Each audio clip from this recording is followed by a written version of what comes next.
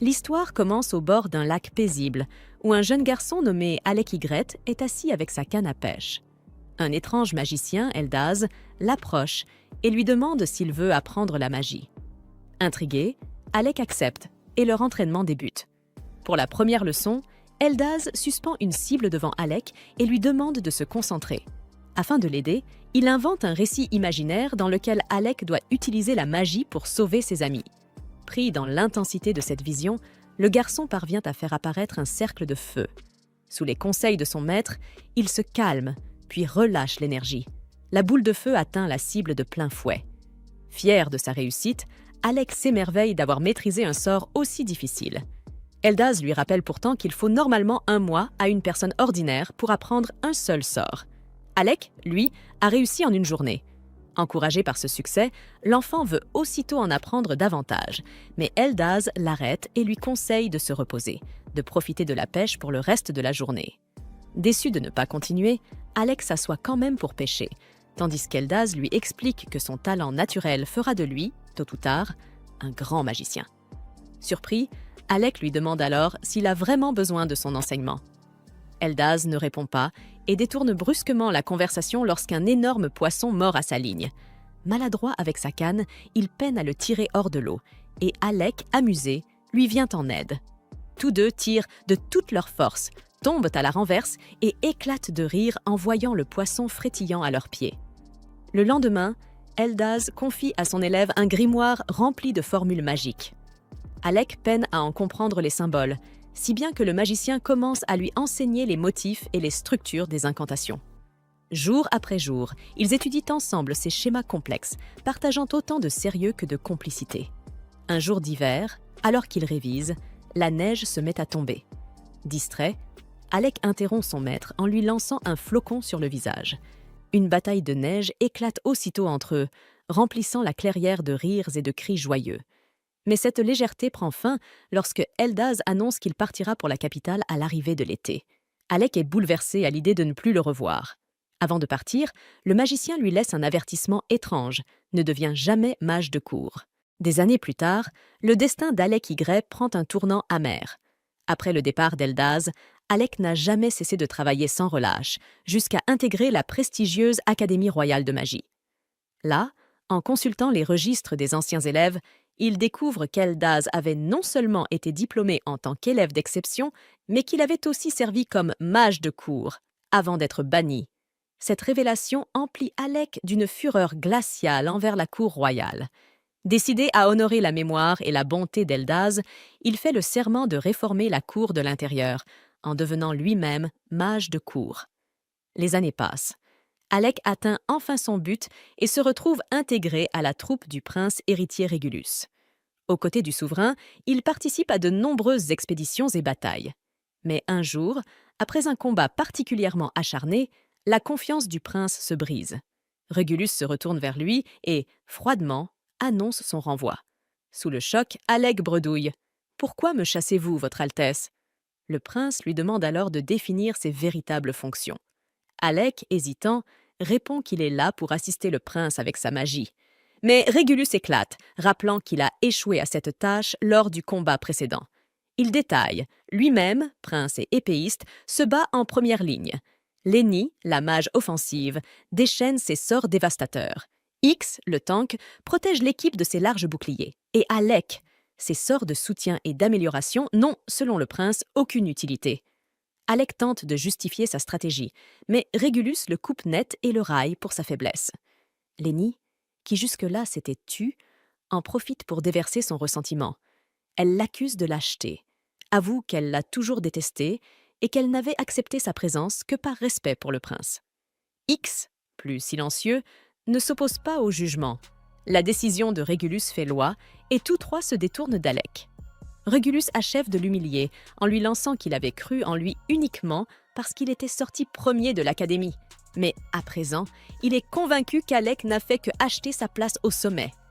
Désespéré, Alec tente encore de protester, mais les yeux du prince s'arrêtent sur un poignard à sa ceinture. Régulus le lui arrache violemment et tonne d'une voix dure. « Je n'autorise pas un roturier à porter une arme. » Sous les regards glacés de ses compagnons, Alec réalise qu'il vient d'être rejeté et dépouillé. aussi bien de sa dignité. Alec baisse la voix, inquiet que quelqu'un ne les entende, et raconte à Yora toutes les humiliations qu'il a subies depuis qu'il a perdu son titre de magicien de la cour. Yora serre les poings, la colère se lisant sur son visage. « Comment peuvent-ils être si aveugles et cruels ?» lance-t-elle, la voix tremblante de rage. « Ils rejettent un magicien capable de survivre à un donjon de niveau 67. C'est absurde !» Alec soupire, le regard perdu dans le vide. « Même après 4 années de dur labeur, je n'ai rien pu changer. Tout ce que j'ai essayé, tout ce que j'ai accompli, et pourtant, je reste un simple commun. » Yora pose une main réconfortante sur son épaule. « Tu n'es pas seul, Alec. Tu n'as peut-être plus de titre, mais tu as tes talents. Et je crois en toi, même si le reste de ce royaume est aveugle à ton génie. » Alec se sent un peu réconforté par ces mots, mais une inquiétude persiste dans son cœur. « Et si quelqu'un nous avait entendus? Et si tout ce que je faisais pour protéger le prince venait à être découvert ?» Yora fronce les sourcils et secoue la tête. « Alors qu'ils essaient! Tu n'as rien à te reprocher. Tu n'as jamais cherché la gloire, juste à protéger ceux qui en avaient besoin. C'est eux qui ont tort. » Un silence pesant s'installe, seulement interrompu par le vent qui s'engouffre dans la ruelle. Alec fixe le sol, méditant sur ses prochaines démarches. Il sait qu'il ne pourra jamais laisser tomber le prince, mais le royaume tout entier semble conspirer contre lui. Yora, sentant la détermination renaître en lui sourit avec un mélange d'admiration et d'inquiétude. « Alec, quoi que tu décides de faire, je resterai à tes côtés. Et crois-moi, ce royaume n'a encore rien vu de ton vrai potentiel. » Alec relève la tête, le regard brillant d'une lueur nouvelle. « Merci, Yora. Je ne peux pas abandonner. Pas maintenant. » Alors que la nuit tombe sur la ville, une résolution silencieuse s'installe en lui. Il trouvera un moyen de changer le destin du prince. Cependant, Yora remarque qu'ils sont seuls, puis se souvient soudainement des épreuves qu'Alec a traversées. « Ne t'inquiète pas, » lui assure-t-il d'une voix faible mais décidée. « Je vais bien. » Yora sourit, satisfaite de savoir qu'Alec a été écarté de la troupe du prince. Cette réaction le laisse perplexe, mais Yora lui rappelle qu'elle lui avait promis, des années plus tôt, de le recruter dans sa propre équipe. « Je suis venue jusqu'à la capitale juste pour ça, » dit-elle en se relevant. « Veux-tu rejoindre mon groupe ?» Alec reste figé, choqué par sa proposition. Yora insiste, soulignant qu'elle a besoin de sa puissance. Submergé par l'émotion, Alec rappelle que la cour l'a banni pour son inutilité. Mais Yora éclate de rire. « Peu importe, » réplique-t-elle. « Mon équipe entière attend que tu reviennes, parce que nous croyons en ton potentiel. » Elle ajoute qu'il peut redevenir magicien de la cour s'il ne souhaite pas la rejoindre. Des larmes brillent dans les yeux d'Alec. Il se relève, prêt à rejoindre Yora, retrouvant enfin sa place parmi ses anciens compagnons. Yora sourit chaleureusement et lui souhaite le meilleur pour leurs futures aventures, accueillant Alec dans le groupe qu'elle a formé, le Lasting Period. Alors qu'elle lui prend les mains, Alec ressent un bonheur profond, heureux de retrouver ses amis. Ils commencent ensuite le trajet vers leur ville natale. Dans sa carrosse, Alec repense à l'avertissement d'Eldaz, ne jamais redevenir magicien de la cour. À son réveil, Yora lui rappelle qu'ils ont encore un certain chemin avant d'atteindre leur village. Alec hoche la tête, mais reste éveillé, ce qui inquiète Yora. Il explique alors que sa situation s'est déroulée exactement comme Eldaz l'avait prédit, avant de replonger dans ses réflexions. Pendant ce temps, dans la capitale royale, le prince Régulus apprend qu'Alec a quitté le royaume, Lenny lui confiant qu'il est devenu aventurier. Régulus se moque de lui, l'accusant de fuir, alors qu'il se proclamait le plus grand génie de l'Académie de magie. Lenny lui propose un verre pour célébrer leur nouveau membre, convaincu qu'Alec sera un atout précieux, issu de la famille noble du duc Fornius. Le prince accepte le breuvage et en prend une gorgée, tandis que Lenny le regarde, pensant qu'ils conquerront bientôt tout le donjon grâce à leur force. Alors que le prince, déjà éméché, rit avec arrogance, Alec et Yora atteignent enfin leur ville natale. Dans le carrosse, Alec se sent heureux, entouré de tant d'aventuriers, tandis que Yora lui annonce qu'ils exploreront bientôt un donjon à l'ouest de la cité. Avant de partir, Yora se souvient qu'ils doivent inscrire Alec à la guilde des aventuriers. En entrant dans la guilde, la réceptionniste les informe qu'il leur faut une licence spéciale pour explorer les donjons au-delà du niveau 30.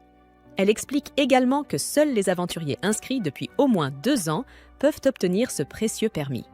Yora, contrarié, demande pourquoi son camarade Kraja n'a pas récupéré le laissez-passer pour eux. La réceptionniste lui révèle que Kraja avait menacé la guilde pour obtenir la licence sans respecter les règles, laissant Yora complètement embarrassée. Plus tard, Yora s'assoit pour déjeuner avec Alec. Encore frustrée par l'erreur de Kraja, elle croque dans son sandwich et se plaint qu'ils ne peuvent pas attendre encore 2 ans pour explorer le 52e étage du donjon. Cependant, après avoir terminé son repas, elle se remet de sa mauvaise humeur et décide d'explorer des zones plus faciles pour le moment. Alec est surpris, mais Yora lui explique que ce sera un bon échauffement pour leurs futures aventures sérieuses. Ragaillardi, Yora se lève et dit à Alec de profiter de son temps avec elle dans la ville des donjons. Après le déjeuner, ils se dirigent vers un donjon où une nuée d'insectes monstrueux les attend. Yora lance des sorts défensifs sur Alec, qui fonce en avant pour abattre les créatures. Yora est ravie de constater leur travail d'équipe, mais note que ce donjon de départ est étrangement difficile à nettoyer. Alors que les insectes commencent à se multiplier, Alec remarque qu'un accident a dû se produire dans les étages plus profonds du donjon. Yora se protège avec un sort défensif et avance, mais Alec la prévient que ce n'est pas sûr. Confiant, elle continue, affirmant qu'Alec a perdu son ancien courage. Yora lui rappelle qu'il n'a jamais reculé devant aucun monstre et lui conseille de lui faire confiance. Alors que les monstres convergent et frappent le bouclier de Yora, Alec se sent bloqué, mais se rappelle qu'il n'est plus le magicien de la cour chargé de protéger un prince gâté. Libéré de cette pression, Alec concentre son énergie magique. Yora remarque sa détermination et Alec libère un puissant sort de feu qui réduit tous les insectes en cendres. Yora est ravie de voir revenir l'esprit combatif de son ami.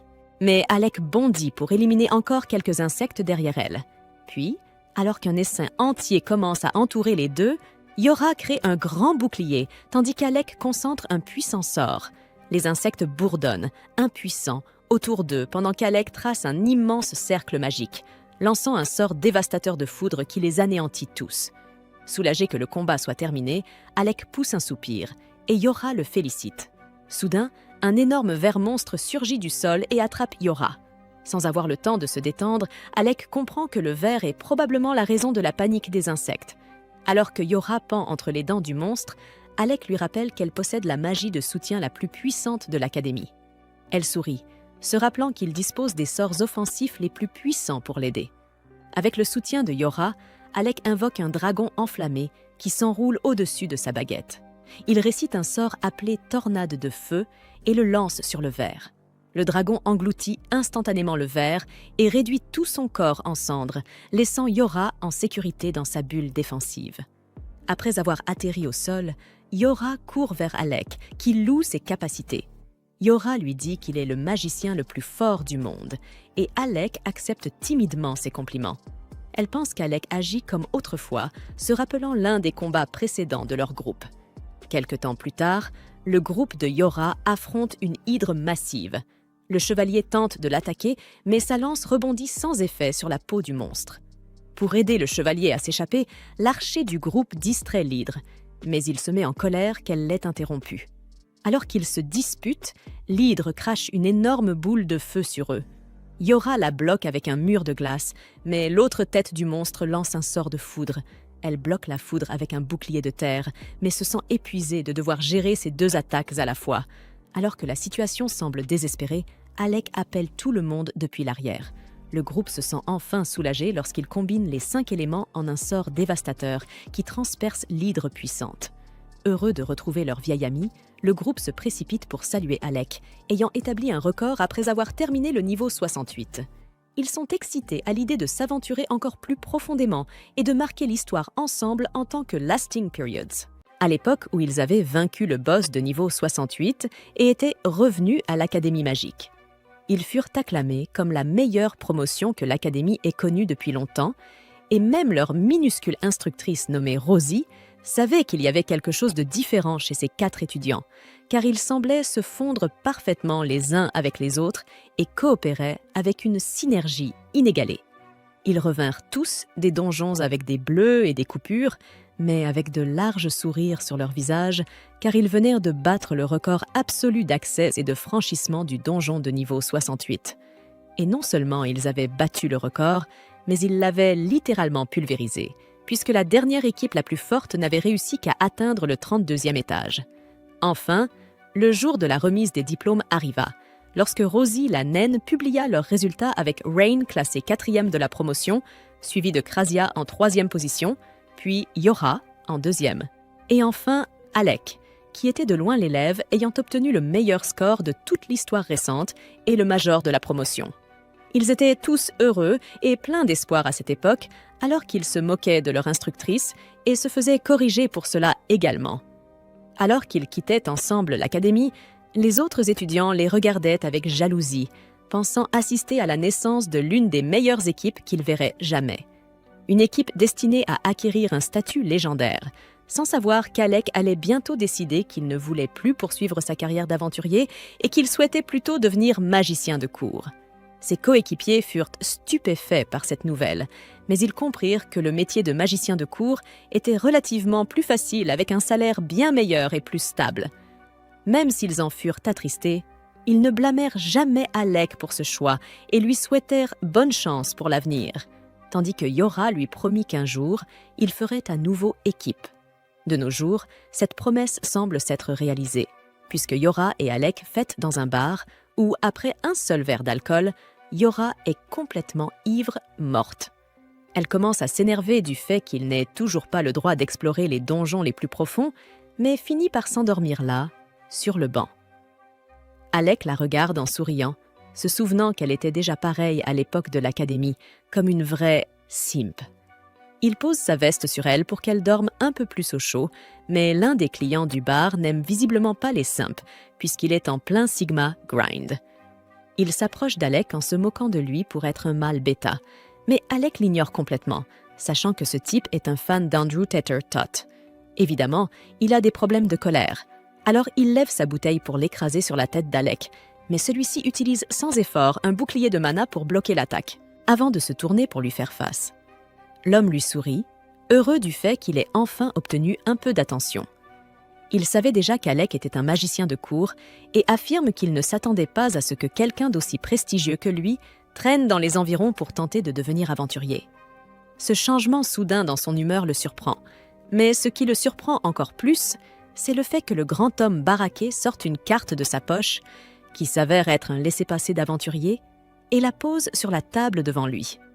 Alec est confus et demande ce qu'il est en train de faire, mais l'homme répond simplement que c'est un signe d'excuse pour l'avoir testé avec la bouteille. Mais il ajoute aussi une autre condition. Alec doit lui montrer sa magie s'il veut prendre le laissez-passer. Alec reste perplexe.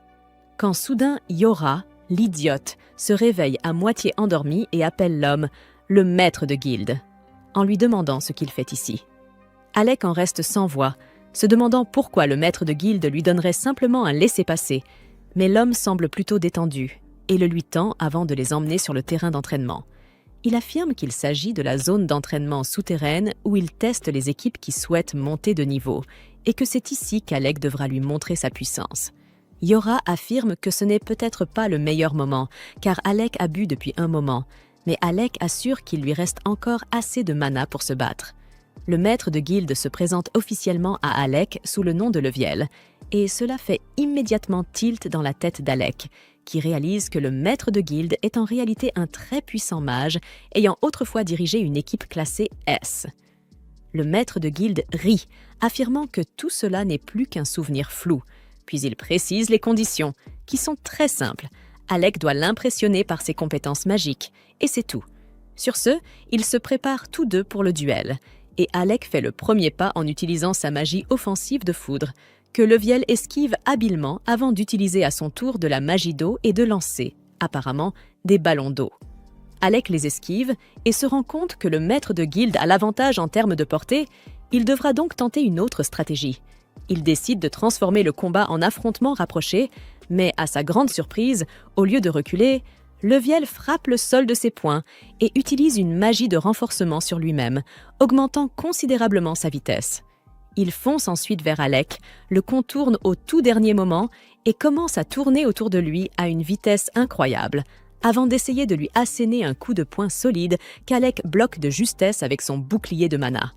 Cependant, le bouclier finit par se briser sous la force brute de l'impact et Alec est projeté contre le mur.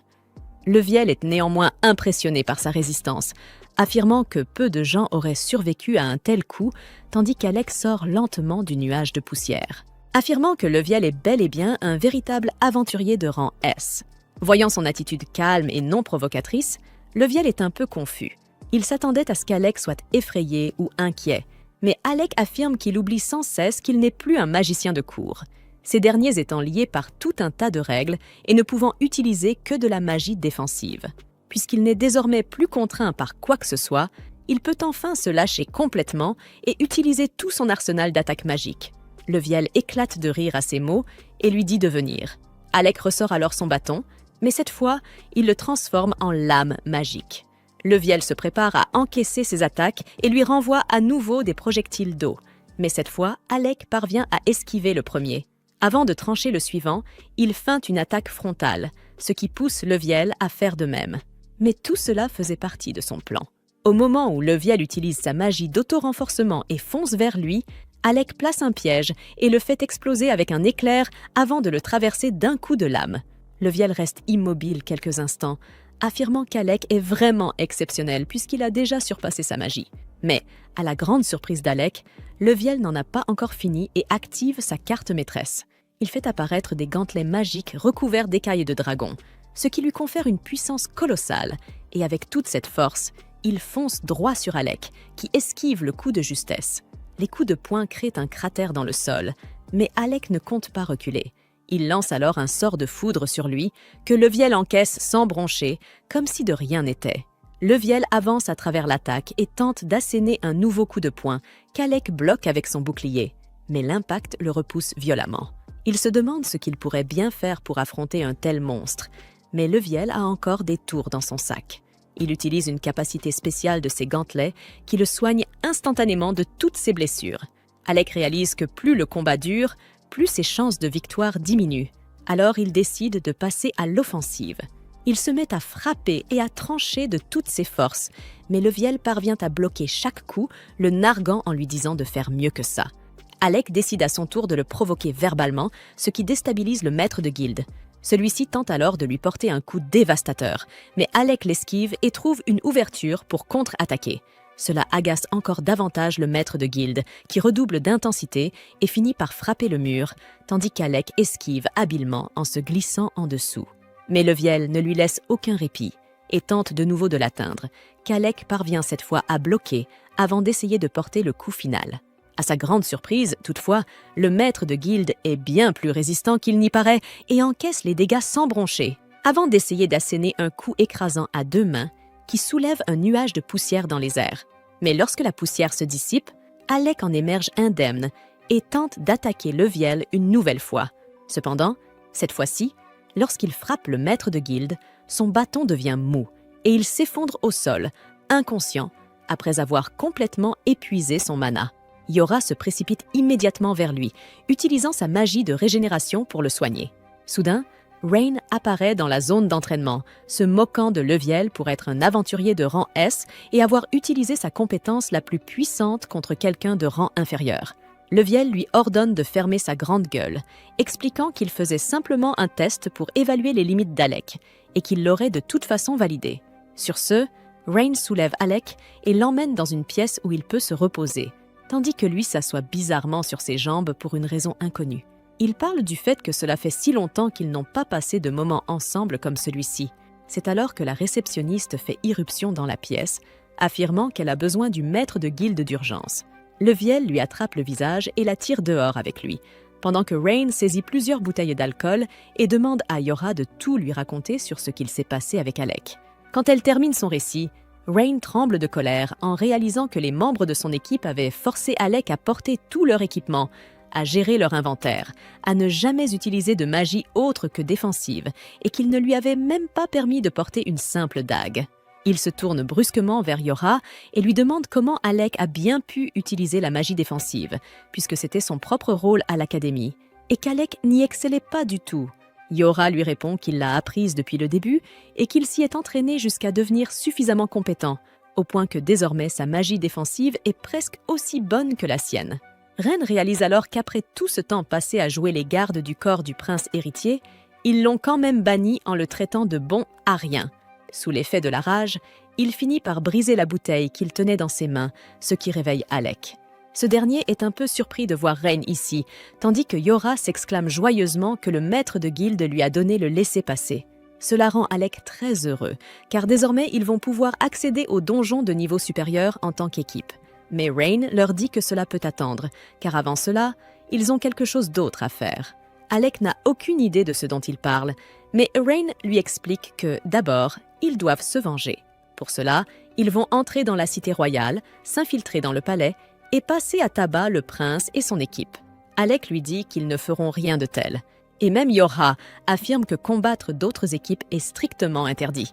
Alec pose une main sur l'épaule de Rain, lui disant que vivre de grandes aventures ensemble serait déjà suffisant pour lui, car il ne se soucie plus vraiment de ce qui lui est arrivé à la cour. Rain déclare soudain qu'il a trouvé la solution. Tout ce qu'ils ont à faire, c'est de devenir la plus puissante équipe du monde. Cela mettrait le prince en rogne à 100%, et si un jour leur royaume se retrouvait dans une situation critique, ils seraient forcés de demander l'aide de la plus forte équipe du monde. Et ce serait incroyablement satisfaisant de leur dire non en face. Alec réalise que c'est le meilleur compromis possible, alors il accepte l'idée de devenir la plus puissante équipe du monde. Pendant ce temps, dans une autre pièce, une aventurière de rang S nommée Krista est grièvement blessée. Elle respire difficilement pendant que la réceptionniste lui applique des bandages sur le corps. Le maître de guilde n'a pas l'air amusé par la situation, car si une équipe de rang S a des ennuis, cela signifie que toute la guilde est en danger. Krista dit à Leviel que son équipe est toujours coincée et qu'ils ont besoin de toute l'aide possible. Le maître de guilde convoque immédiatement une réunion d'urgence, appelant tous les aventuriers classés pour leur expliquer qu'ils vont partir en mission de sauvetage au 64e étage. Dans la chambre d'Alec, celui-ci finit par croiser Krasia après longtemps. Ces deux personnalités semblent s'être très bien développées. Elle lui demande pourquoi il n'assiste pas à la réunion, mais Alec répond qu'il n'est pas un aventurier classé, donc il est resté en arrière. Elle lance aussitôt un sort de soin qui guérit complètement Alec en un instant, ce qui me fait me demander pourquoi diable ils utilisent encore des bandages sur Krista alors qu'ils peuvent simplement lancer de la magie de soin. Quoi qu'il en soit, Yora et Rain entrent dans la pièce, et Rain se met à hurler d'excitation en annonçant qu'ils vont partir pour une mission de sauvetage. Ils mettent Alec au courant des événements, expliquant que le donjon est un peu différent, car à cet étage, il est impossible d'utiliser la magie, on dépend donc entièrement des potions, et puisque l'équipe de rang S a été complètement anéantie, ils ont dû envoyer Krista seule chercher de l'aide. Alec demande à Krasia si elle était d'accord pour travailler dans un donjon pareil, puisque sa spécialité est la magie de soin, et elle répond avec irritation qu'elle s'y était opposée, mais que cet idiot de Rain a imposé son veto pour y entrer malgré tout. Ils commencent à se chamailler, quand Yora se tourne vers Alec en disant que c'est à lui de décider s'ils doivent entrer dans le donjon ou non, puisqu'il aura le rôle principal et le plus difficile, affronter le boss de l'étage principal. Alec accepte la mission, et bientôt, il se dirige vers le donjon. Debout devant l'entrée, Rain déclare que c'est ici que commence la légende de leur équipe. Ils atteignent rapidement l'entrée du donjon, dont l'affinité empêche quiconque d'utiliser la magie de guérison, les forçant ainsi à compter sur les potions et à esquiver les attaques autant que possible. Le niveau où les membres de la guilde de Krista sont bloqués se situe près du boss du niveau 64. Mais avant de pouvoir l'atteindre, ils doivent d'abord franchir tous les autres niveaux, y compris vaincre leurs boss respectifs. Rain comprend que s'ils progressent étage par étage, ils arriveront trop tard. Cependant, Yora sort un cristal magique, affirmant que Krista le leur a confié. Grâce à lui, ils peuvent ignorer tous les autres niveaux et se téléporter directement au niveau 64. Alec se rend compte qu'il doit s'agir d'un objet magique extrêmement rare et précieux. Mais Krista, davantage préoccupée par le sauvetage de ses coéquipiers, n'hésite pas à offrir ses cristaux à l'autre groupe pour qu'ils atteignent directement le niveau visé. Yora leur explique que le boss du niveau 64 est apparemment un mort-vivant, ce qui signifie que Krasia sera pratiquement inutile. Et comme elle-même est une mage de soutien, la majeure partie du combat reposera sur Alec. Rain lui conseille d'économiser autant que possible sa mana et de le laisser s'occuper des ennemis mineurs. Il ne veut pas qu'Alec se retrouve à court d'énergie magique devant le boss mort-vivant. Krasia acquiesce, les avertissant que, dorénavant, ils vont littéralement combattre la mort elle-même et qu'ils doivent être extrêmement prudents puisque même une équipe de rang S a été anéantie ici. Au lieu d'être découragé, Rain se sent plus vivant que jamais et les motive, affirmant que c'est ici que commence la légende de leur équipe héroïque. Sur ces mots, Yora lance le cristal magique en l'air et ils se téléportent aussitôt dans le donjon au niveau 64. Ils se retrouvent dans une caverne sombre et humide. Aussitôt, une horde de squelettes morts-vivants surgit du sol, brandissant boucliers et épées. Rin n'a pas la moindre peur. Il dégaine sa lance et se jette dans la mêlée. Il attaque les squelettes devant lui, les éliminant plusieurs à la fois avec aisance, tout en déclarant que, pour l'instant, le niveau 64 semble plutôt facile. Les autres observent en silence, tandis qu'une nouvelle vague de squelettes émerge de l'ombre et s'avance vers eux. Rain bondit sans hésiter, tranchant et frappant tous ceux qui s'approchent, mais Yora commence à s'inquiéter. Rain s'est éloignée au point de sortir du champ d'action de sa magie de soutien. Elle court derrière lui en l'appelant, tandis qu'Alec et Jaffalo la suivent. Krasia affirme que Rain devrait aller bien, puisqu'il possède un artefact ancien très puissant, la lance noire perçante, presque indestructible et toujours d'une netteté tranchante. Une arme parfaite pour un idiot sans cervelle. Alec appelle Renyu pour lui demander s'il a besoin d'aide, mais ce dernier lui répond que ce n'est pour lui qu'un jeu d'enfant, tout en continuant à anéantir sans effort tous les ennemis qui s'approchent. Alec sourit et commence à marcher à ses côtés lorsqu'il ressent soudain une présence étrange derrière lui. Instinctivement, il lance un éclair dans cette direction. Quand la poussière retombe, il ne voit personne. Evenda, confuse, lui demande ce qu'il fait. Il lui explique qu'il pensait que quelqu'un se trouvait derrière elle, mais que ce devait être une fausse alerte. Puis, pris d'un doute, il dégaine son épée et fonce droit devant, tranchant l'air d'un coup précis. Aussitôt, sa lame est bloquée par une entité invisible qui se révèle être la faucheuse. Rain sourit et dit à Alec qu'il n'est finalement pas aussi rouillé qu'il le croyait, ajoutant qu'il avait déjà repéré cet ennemi invisible, mais qu'il n'était pas très doué pour les affronter. La faucheuse repousse Alec et tente de frapper, mais celui-ci dévie le coup avant de bondir en arrière vers Rain. Alec comprend alors que Rain a confiance en lui, qu'il croit en ses capacités, et qu'il le considère comme un véritable compagnon d'armes, prêt à le protéger dans son dos. Ce sentiment, qu'il n'avait pas ressenti depuis des années, ravive en lui une énergie nouvelle. Il saute dans les airs, brandit son épée magique et fend la faucheuse d'un coup net, la tuant sur le coup. Il se tourne ensuite vers Yora et lui demande si elle était au courant. Celle-ci s'excuse aussitôt de ne pas lui avoir dit. Crasha, quant à elle, lui suggère d'en parler à Rain, puisque c'est lui qui a eu l'idée au départ. Alex sourit à Rain et lui promet de lui rendre l'appareil un jour, mais Rain lui répond en riant qu'il faudrait déjà sortir vivant de ce donjon. Les 4 amis se regroupent alors, prêts à affronter les vagues d'ennemis. Alec et Rain se jettent ensemble sur les squelettes morts-vivants, tranchant et taillant tout sur leur passage, pendant que Yora les renforce grâce à sa magie. Rain, galvanisé, enchaîne les mouvements acrobatiques et élimine tous les squelettes qui s'approchent, tandis que Crasha, avec sa précision redoutable, abat à l'arc ceux qui tentent de le surprendre. Mais elle doit aussi se défendre à coups de bâton magique, car les vagues semblent infinies. Alec finit alors par leur ordonner de se replier vers lui, affirmant qu'il va tous les éliminer d'un seul coup. Ses coéquipiers se rassemblent aussitôt derrière lui, tandis qu'il invoque un puissant sort d'éclair qui frappe toute la zone, réduisant les squelettes en cendres carbonisées. Une fois le calme revenu, Rain se tourne vers Alec et lui demande pourquoi il n'utilise plus que son sort de foudre, alors qu'à l'académie, il maîtrisait de nombreux autres types de magie offensive. Alec trouve rapidement une excuse et explique que Thunderbolt est le sort le plus rapide à lancer. C'est pour cette raison qu'il s'en sert en priorité. Mais Rain sait qu'il lui cache quelque chose. Il choisit pourtant de ne pas insister, car le temps leur est compté. Soudain, un rugissement monstrueux retentit devant eux. Ils en déduisent aussitôt qu'il s'agit de la salle du boss. Rain se prépare sans perdre une seconde, et, après avoir reçu le sort de renforcement de Yora, il se met à courir plus vite qu'Usain Bolt vers la source du bruit. Alec est impressionné, à la fois par la vitesse de Rein et par la puissance de la magie de Yora, tandis que lui et les deux filles le suivent jusqu'à la fin du tunnel. Lorsqu'ils débouchent dans une vaste clairière, ils découvrent Rein assis sur une corniche, observant un immense monstre pourchassant un aventurier à la coupe au bol dans tous les sens. Alec veut immédiatement intervenir pour sauver l'homme, mais Rein ne semble pas motivé. Il explique que le mage en train de fuir s'appelle Loki, un parfait imbécile appartenant à une équipe nommée Rechroma.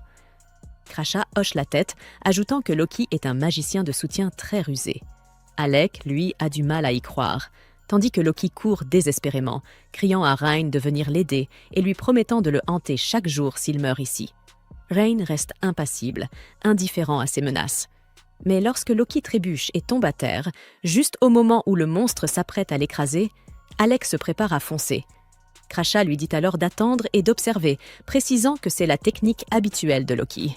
Alec regarde, surpris, tandis que le monstre s'approche de Loki. Soudain, un piège magique s'active sous la créature, libérant un torrent de lave. Alec n'en revient pas. Crachat lui explique que Loki est un magicien particulièrement ingénieux.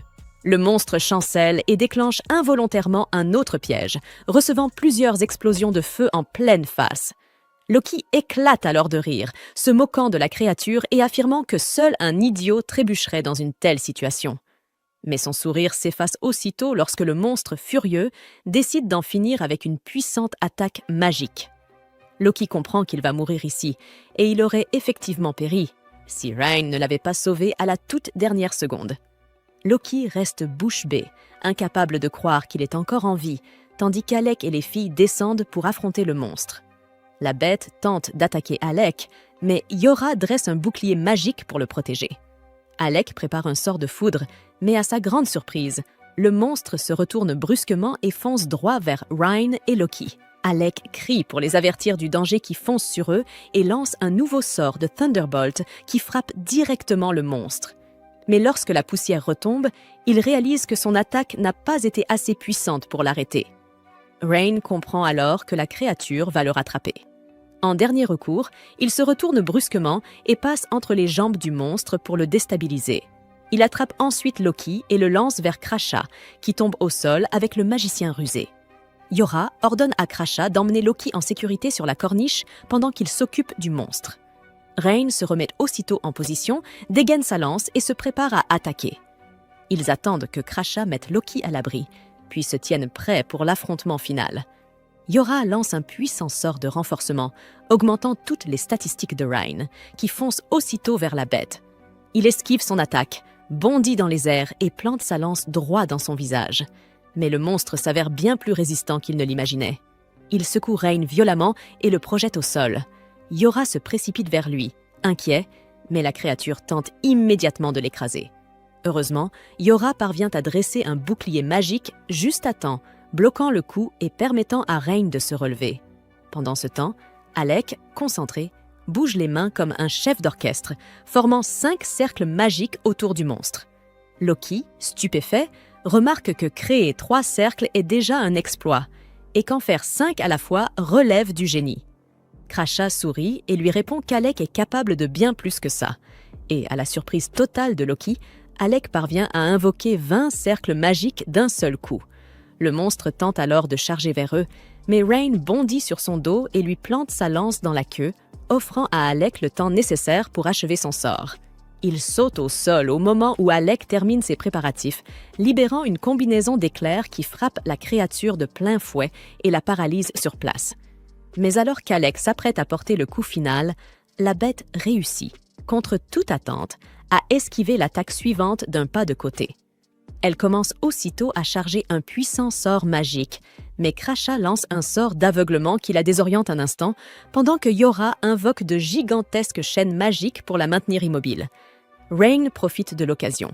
Il prend sa lance, la projette comme un javelot et transperce la tête du monstre d'un coup précis, tandis qu'Alec se prépare à donner le coup de grâce. À leur grande surprise, le monstre parvient encore à bouger. Rassemblant ses dernières forces, il prépare de nouveau son puissant sort magique. Mais Alec reste immobile, impassible, sans la moindre trace de peur. Il se tient prêt à utiliser un sort que seules 2 personnes dans le monde entier connaissent. Le premier est son maître, Eldas, le créateur de ce sort. Le second, c'est lui-même, l'unique disciple à l'avoir appris. Au moment où le monstre libère sa déferlante magique en direction d'Alec, celui-ci active sa magie de réflexion, renvoyant l'attaque avec une intensité doublée. La créature est incroyablement résistante. Bien qu'agonisante, elle parvient à survivre, s'accrochant désespérément à la vie. Rassemblant ses dernières forces, elle tente une nouvelle fois d'incanter son sort. Mais cette fois, Alec combine sa magie de réflexion à la création de multiples cercles magiques, enveloppant la bête dans un infernal brasier. Le monstre hurle tandis que les flammes le consument, avant que Rain n'en termine d'un coup de lame, tranchant sa tête en deux. Le combat terminé, le groupe pousse un cri de victoire, épuisé mais triomphant. C'est alors que Loki s'approche, interrompant leur célébration. Il remercie Alec pour son aide et déclare qu'il connaît sa réputation, celle du magicien royal. Alec lui répond calmement qu'il a quitté cette fonction. Loki hausse les épaules, affirmant que c'est une grande perte pour le prince et sa cour. Puis il lâche une révélation qui glace tout le monde. Le monstre qu'ils viennent d'abattre n'était pas le véritable boss de l'étage, mais seulement un sous-boss qui, dans sa bêtise, s'est retrouvé isolé en le poursuivant. Cette révélation choque Alec et ses compagnons, qui se demandent alors à quel point le vrai boss doit être puissant si un simple sous-boss leur a causé tant de difficultés. Loki explique que ce sous-boss est en réalité un nécromancien dissimulé sous une armure noire. Il ajoute que les attaques physiques ne sont pas très efficaces contre lui et ne servent qu'à gagner du temps. Il se tourne ensuite vers Alec et lui tend une baguette magique ornée d'une croix à son extrémité. Alec la reconnaît aussitôt, tandis que Loki révèle qu'il s'agit d'un artefact ancien. Dès qu'Alec la prend en main, la baguette se transforme en épée. Rain fronce les sourcils, méfiant, et demande pourquoi Loki offrirait un objet aussi précieux. Loki se contente de rire, expliquant qu'il compte utiliser Alec comme appât à l'avant-garde. Tous restent stupéfaits et confus, mais Loki poursuit. Selon lui, Alec a l'air d'un simple mage faible, et en le plaçant en première ligne, le boss le verra comme une cible facile. Ainsi, pendant que la créature foncera sur Alec, ils pourront lui tendre une embuscade. Alors qu'Alec et ses compagnons luttaient pour leur survie dans les cachots, le prince et son propre groupe se trouvaient eux aussi dans un donjon, à l'autre bout du continent. Mais contrairement à Alec et à son équipe, qui avançaient avec précision à travers les galeries, terrassant des ennemis bien plus puissants qu'eux, le prince et ses compagnons ressemblaient à une bande de débutants paniqués, courant dans les tunnels pour échapper à une nuée de monstres chenilles. Le prince ne comprenait pas. Quelques mois plus tôt, ces créatures de bas niveau n'auraient été pour lui qu'un simple échauffement. Pourtant, à présent, elles semblaient redoutables. Furieux, il hurla à sa magicienne d'utiliser sa magie offensive contre les bêtes, mais celle-ci, terrorisée, resta figée et éclata en sanglots. Exaspéré, le prince l'insulta, traitant son équipe de minables bons à rien, avant de dégainer son épée pour affronter seuls les monstres. Il jura de les abattre d'un seul coup. Mais au moment où sa lame frappa la carapace épaisse de la créature, l'impact se retourna contre lui, le projetant en arrière. Le monstre riposta aussitôt d'un revers si puissant qu'il envoya le prince rouler au sol. Ses compagnons n'eurent d'autre choix que de le ramasser et de s'enfuir en catastrophe. Transporté sur le dos d'un de ses coéquipiers, le prince sentit une étrange lourdeur l'envahir. Ses mouvements étaient lents, maladroits. Son épée, autrefois légère comme l'air, lui paraissait désormais peser une tonne. C'est alors qu'il comprit. Tout avait commencé le jour où il avait renvoyé Alec de son équipe. Alec, ce magicien de cour talentueux, maîtrisait la magie de soutien avec une aisance remarquable. Grâce à lui, le prince et ses compagnons croyaient posséder une force surhumaine, alors qu'en réalité, leur capacité était amplifiée par les enchantements d'Alec. Mais le prince refusa d'admettre cette vérité. Dans son orgueil, il conclut qu'Alec avait dû le maudire en représailles pour l'avoir chassé du groupe. De retour au palais, il fut soigné par ses médecins, puis convoqua aussitôt son mage personnel, Vogan, pour qu'il identifie la prétendue malédiction. Après un long examen, Vogan déclara calmement qu'il ne décelait aucune trace de sort néfaste. Le prince, incrédule, exigea qu'il vérifie à nouveau. « C'est impossible! Comment pourrais-je avoir autant de mal face à un monstre de niveau 30, alors que j'ai déjà franchi le 40e étage ?» Vogan réfléchit un instant, puis répondit avec prudence. « Votre Altesse, Il se peut simplement que vous n'ayez plus les effets d'une magie de soutien. » Ces mots blessèrent profondément l'orgueil du prince. Il répondit sèchement qu'il n'avait nul besoin d'un tel art inutile, réservé aux aventuriers faibles et sans talent. Vaughan se contenta d'incliner la tête. Il savait que le prince n'était qu'un enfant gâté, aveuglé par sa propre arrogance.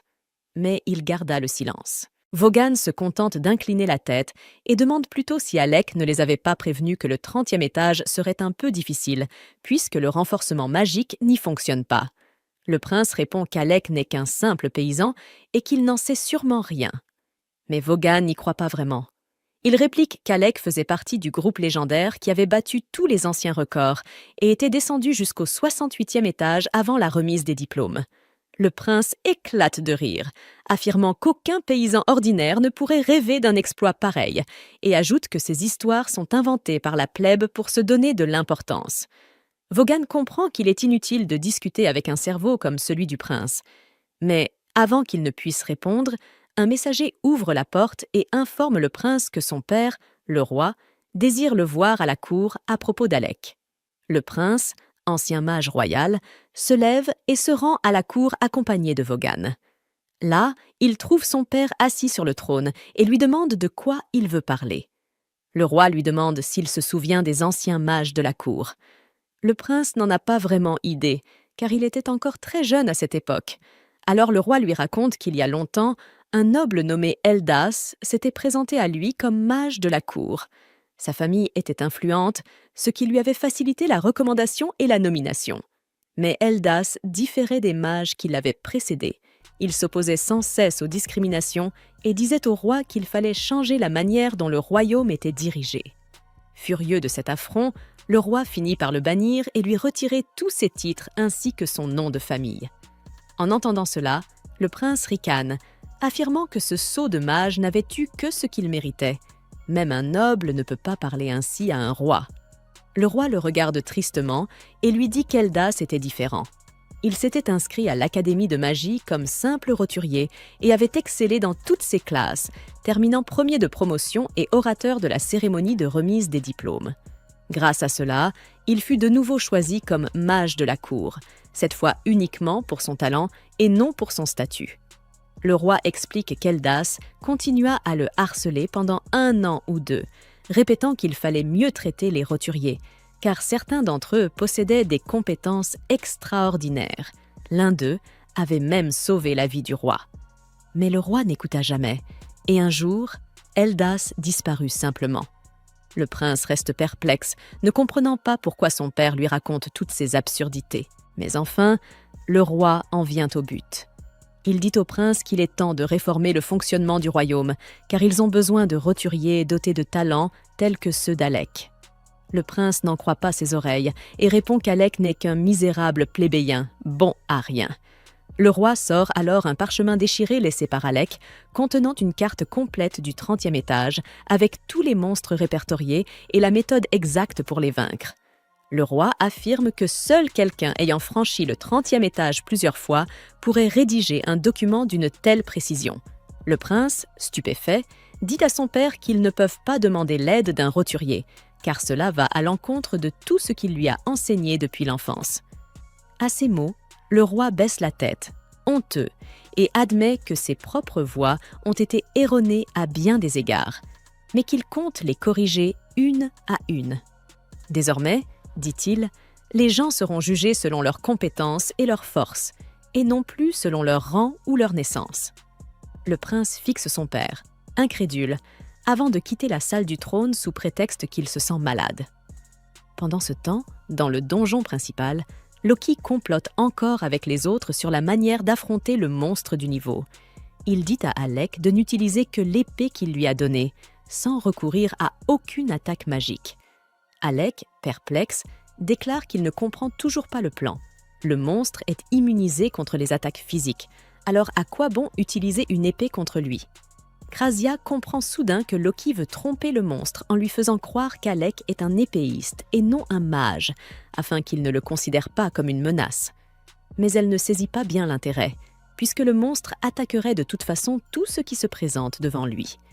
Loki agite un doigt en signe de dénégation, affirmant qu'il sait pertinemment que ce monstre est intelligent et capable d'anticiper ses mouvements. Plus encore, ce monstre est aussi un maître épéiste. Cette révélation choque Alec, mais l'intrigue également. Il brûle de voir de ses propres yeux une créature pareille. Ils finissent par se mettre d'accord sur ce plan, bien que la salle du boss soit encore loin. Le trajet prendra du temps, mais Loki a une solution. Il propose tout simplement de s'y téléporter. Yora, horrifiée, s'exclame que la magie de téléportation est un secret d'État, réservé uniquement aux plus hauts responsables du pays. Mais Reign, lui, sait bien qu'un voleur comme Loki a sûrement réussi à se la procurer. Loki commence alors à tracer un cercle magique à toute vitesse, tandis qu'Alec discute avec Yora de la meilleure façon de rejeter toute la faute sur Loki si quelque chose tourne mal, ou s'ils se font attraper pour avoir utilisé cette magie interdite. Alec ne sait toujours pas s'il doit faire confiance à Loki ou non. Yora lui répond que Loki n'est certes pas digne de confiance, mais qu'il est sans aucun doute fiable, car 2 ans plus tôt, il avait mené un assaut sur un donjon de haut rang qu'il avait réussi à nettoyer sans subir la moindre perte. Alec, surpris, écoute avec attention tandis que Yora ajoute que le chef de l'équipe de Loki est également réputé pour être quelqu'un de bien, ce qui devrait les rassurer. Ces mots semblent calmer Alec, qui se lève avec un sourire, prêt pour l'affrontement final. Une fois le cercle magique achevé, ils se placent tous dessus. Aussitôt, la zone entière se met à briller d'une lumière violette intense. Yora reste bouche bée en voyant que Loki parvient réellement à lancer un sort de téléportation. Loki les avertit aussitôt de se tenir prêts et sur leur garde, car ils vont être directement projetés dans la salle du boss. Ils tombent au sol sous une pluie fine et aperçoivent aussitôt un immense chevalier noir qui se dresse devant eux, affrontant un groupe de 3 aventuriers. Le mage du groupe ordonne à l'un d'eux de fuir pour chercher du renfort, précisant qu'il leur faut un mage de rang supérieur, ou mieux encore, s'ils veulent espérer sortir de cet endroit vivant. La jeune fille s'enfuit aussitôt, tandis que le petit combattant restant se jette sur le chevalier pour l'attaquer. Son coup est bloqué sans effort, et le mage lance une série de sorts de feu qui ne laissent même pas une éraflure sur l'armure du monstre. L'elfe comprend alors qu'il est totalement dépassé. Avant qu'il n'ait le temps d'élaborer un plan, Reign fonce devant lui à une vitesse fulgurante et plante sa lance vers le monstre. Le chevalier bloque le coup et le repousse brutalement.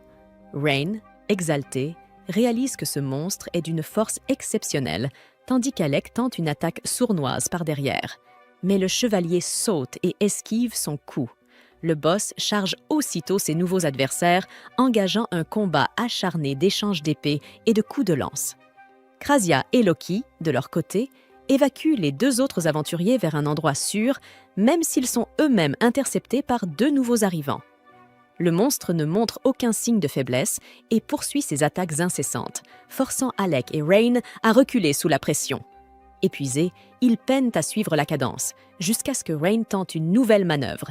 Il se rue sur le chevalier, son épée dégainée. Comme prévu, le monstre bondit pour esquiver la charge, mais Reign enfonce aussitôt la pointe de sa lance dans sa cape, la clouant au sol. Le chevalier est pris au piège, offrant à Alec une ouverture parfaite. Alec s'élance et, d'un coup net et précis, décapite le monstre. Le corps du chevalier s'effondre lourdement au sol. Mais alors qu'il croit la bataille terminée, l'horreur les saisit. Le chevalier se relève lentement, sans tête, et Alec ne sait toujours pas s'il doit faire confiance à Loki ou non. Yora lui répond que Loki n'est certes pas digne de confiance, mais qu'il est sans aucun doute fiable, car 2 ans plus tôt, il avait mené un assaut sur un donjon de haut rang qu'il avait réussi à nettoyer sans subir la moindre perte. Alec, surpris, écoute avec attention tandis que Yora ajoute que le chef de l'équipe de Loki est également réputé pour être quelqu'un de bien, ce qui devrait les rassurer. Ces mots semblent calmer Alec, qui se lève avec un sourire, prêt pour l'affrontement final. Une fois le cercle magique achevé, ils se placent tous dessus. Aussitôt, la zone entière se met à briller d'une lumière violette intense.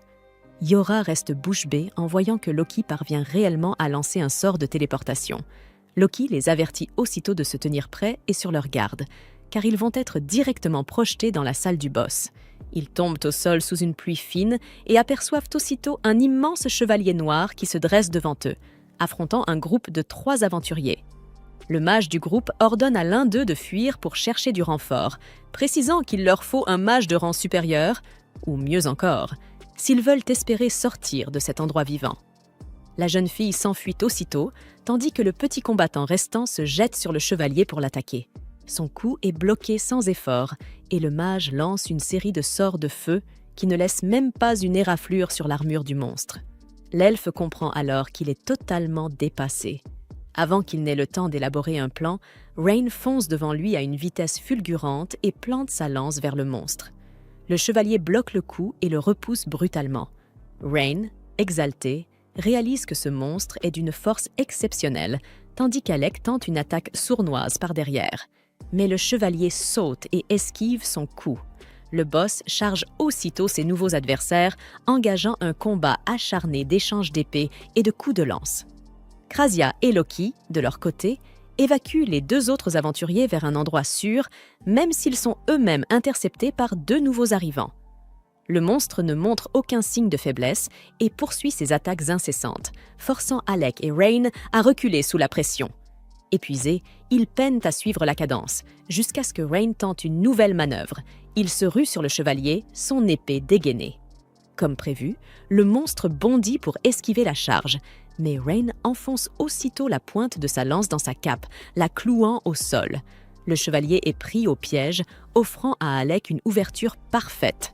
Alec s'élance et, d'un coup net et précis, décapite le monstre. Le corps du chevalier s'effondre lourdement au sol. Mais alors qu'il croit la bataille terminée, l'horreur les saisit. Le chevalier se relève lentement, sans tête, et chancelant mais implacable, il commence à avancer vers Alec et son équipe. Alors qu'Alec se prépare à lancer son attaque finale, Loki remarque qu'il a créé encore plus de formations magiques que lors de son combat contre le dragon. Peinant à canaliser une telle puissance, Alec chancelle, mais se redresse aussitôt pour terminer son sort. Son corps se met à briller d'une énergie éclatante, tandis que d'autres cercles magiques apparaissent autour du chevalier. Enfin, Alec libère la puissante combinaison Thunderbolt, faisant hurler le monstre de douleur. Cependant, le chevalier noir, animé d'une force terrifiante, déchire le sceau qui le retenait, déterminé à s'échapper. Sachant qu'il s'agit de sa dernière chance, Alec tente d'ajouter encore plus d'énergie à son sort, mais son corps finit par céder. Loki réalise alors que c'est déjà incroyable qu'Alec ait utilisé son sort ultime 2 fois, et qu'il est donc normal qu'il ne puisse plus en exploiter toute la puissance. Pendant ce temps, Alec lutte pour maintenir son incantation. C'est alors qu'il se souvient des mots moqueurs de Régulus lorsqu'il l'avait renvoyé. Puis, lui revient à l'esprit l'accueil chaleureux de ses propres compagnons, et, refusant de les décevoir, il lève de nouveau sa baguette. Déterminé à rendre ses amis fiers, Alec avance et invoque un nouveau sort, appelé Vajra, fusionnant toutes ses formations de foudre pour libérer un gigantesque dragon d'éclairs. Sous les yeux stupéfaits de toute l'équipe, Alec prépare sa créature pour anéantir le chevalier noir. Le monstre, libéré du sceau de Yora, se jette alors sur lui. Alec libère aussitôt son dragon, qui s'élance dans un rugissement et avale la bête métallique, réduisant son corps en fragments de lumière. Le boss enfin vaincu, Alec s'effondre au sol, épuisé, mais heureux de savoir qu'il peut compter sur ses camarades pour le soutenir. Yora lui rappelle cependant qu'ils sont là avant tout pour s'amuser. Rain, impressionné, affirme que l'ancien Alec est enfin de retour, mais Kraja réplique qu'il peut encore progresser. Ce dernier rit doucement avant de lui demander s'il a gagné leur pari cette fois, celui qui tomberait le premier aurait perdu. Alec, vexé, proteste que Rain est injuste. Voyant qu'il a déjà assez souffert, Rain décide de lui épargner une lourde punition et lui donne une leçon plus douce. Il lui dit de ne plus jamais garder de secret pour lui et de toujours compter sur ses amis pour affronter ses difficultés. En voyant la sincère inquiétude de ses amis, des larmes se mettent à couler sur le visage d'Alec, tandis qu'il plaisante au sujet de la punition légère que Rain lui a infligée. Rain, amusé, se demande s'il désire vraiment souffrir davantage, mais finit par décider de ne pas tenter le diable. Rempli de gratitude pour avoir d'aussi merveilleux compagnons, Alec sourit lorsque Ruel et Marbel s'approchent. Ruel le remercie d'avoir sauvé toute son équipe, se présentant comme le chef du groupe. Soudain, Marbel surgit de nulle part et dépose un baiser sur la joue d'Alec. Yora, piqué de jalousie, fronce les sourcils, tandis que Marbel remercie Alec pour son aide et l'invite à explorer des donjons avec son équipe. Yora rappelle aussitôt, d'un ton possessif, qu'Alec fait partie de son équipe, tandis que Loki ne peut s'empêcher de féliciter Alec pour sa performance impressionnante. Lorsque Loki les remercie de lui avoir sauvé la vie, Reign et Krasia commencent à le taquiner, exigeant qu'il leur offre quelque chose en retour. Sous la pression, Loki finit par céder, en se demandant pourquoi ces deux-là aiment tant s'allier pour le harceler. Pensant qu'ils attendent de lui une faveur, il se tourne vers eux et devine qu'ils veulent une lettre de recommandation. Intrigué, Alec demande à quoi servirait cette lettre. Ruel lui explique alors que pour être promu au rang S, une équipe doit obtenir à la fois une lettre de recommandation et l'approbation du maître de guilde. Il rassure Alec en lui disant qu'il se chargera personnellement d'écrire cette lettre, ce que Reign approuve aussitôt, ajoutant que c'est bien mieux de laisser Ruel s'en occuper que Loki. Se sentant attaqué de toutes parts, Loki demande si tout le monde le déteste vraiment à ce point, et tous hochent la tête en riant bruyamment, le laissant dépité.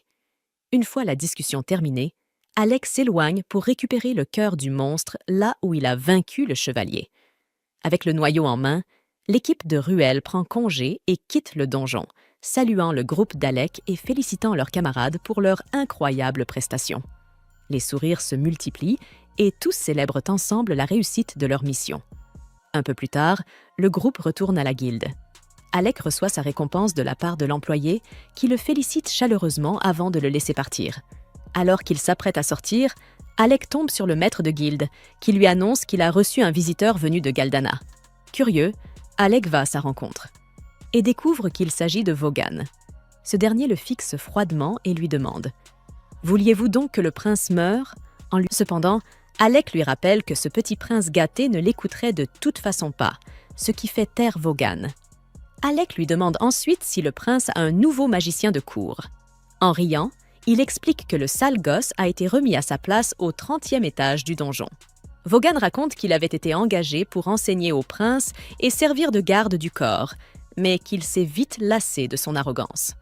En comprenant qu'il s'agissait donc du garde du corps du prince, Alec devine que Régulus se trouve lui aussi à la guilde. Il demande à Vaughan où se trouve le prince en ce moment, et celui-ci répond qu'il s'est réfugié dans l'arène de la guilde pour éviter de le croiser. Alec lui demande alors de le guider jusqu'à lui, car il a encore des comptes à régler avec Régulus. Pendant qu'ils descendent ensemble vers l'arène souterraine, Vaughan s'interroge sur l'origine de l'attitude rigide du prince vis-à-vis de la noblesse. Alec estime que c'est tout à fait normal pour des nobles d'agir comme des snobs prétentieux, ce qui pousse Vaughan à soupirer d'exaspération. Surpris, Alec lui rappelle qu'il est lui-même un noble, mais Vaughan répond qu'il se moque des titres vides de sens et qu'il déteste la mentalité de Régulus. Peu après, il pénètre dans l'arène, où Alec aperçoit le prince debout au milieu d'un nuage de poussière. Quand Régulus se retourne, il fixe Alec d'un regard dur et lui révèle ce que le roi lui a dit. Alec est surpris d'apprendre que ce roi si strict souhaite en réalité réformer sa cour, mais Régulus affirme qu'il n'acceptera ce changement que parce que son père l'a ordonné. Il pointe un doigt accusateur vers Alec, en criant que les roturiers indignes ne devraient pas côtoyer les nobles bénis des dieux. Submergé par ses émotions, Régulus s'énerve et saisit Alec par le col. Les larmes aux yeux, il hurle sa frustration, convaincu d'avoir été trahi. Alec, calme mais ferme, lui répond qu'il ne peut pas comprendre ses sentiments, mais que tout est de sa faute pour n'avoir jamais voulu l'écouter. Régulus devient furieux, mais Alec le repousse sèchement, ajoutant que s'il l'avait écouté, il n'aurait jamais été humilié dans le donjon. Aveuglé par son orgueil, le prince refuse toujours de reconnaître ses torts. Il pose une main sur sa poitrine, qui se met à briller d'une lumière magique, et invoque ses armes pour défier Alec en duel. Régulus déclare à Vaughan qu'il ne croit pas que le roi ait raison, et ce dernier hoche la tête en silence. Le prince conclut qu'il fera changer d'avis le roi s'il parvient à vaincre Alec et à prouver ainsi la supériorité des nobles. Après son annonce, Régulus fonce sur Alec, qui part aisément ses attaques.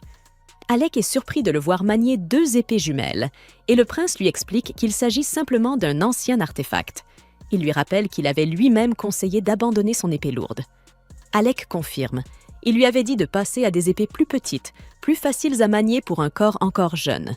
Mais malgré ce changement, le prince finit par s'écrouler au sol, tandis qu'Alec esquive son assaut sans effort. Observant cette soudaine ardeur, Alec demande à Vaughan s'il l'a encouragé à agir ainsi. Le garde du corps lui répond calmement qu'il voulait que Régulus voie de ses propres yeux la force d'un roturier, puisqu'il refusait obstinément de la reconnaître. Piqué au vif, Régulus se jette à nouveau sur Alec, qui bloque chaque coup avec sang-froid, tandis que le prince frappe désespérément. Vaughan révèle alors qu'il avait promis à Régulus qu'il gagnerait son respect s'il passait à l'action, même s'il échouait. Fou de rage, Régulus concentre sa magie dans une attaque spéciale, destinée à briser la garde d'Alec.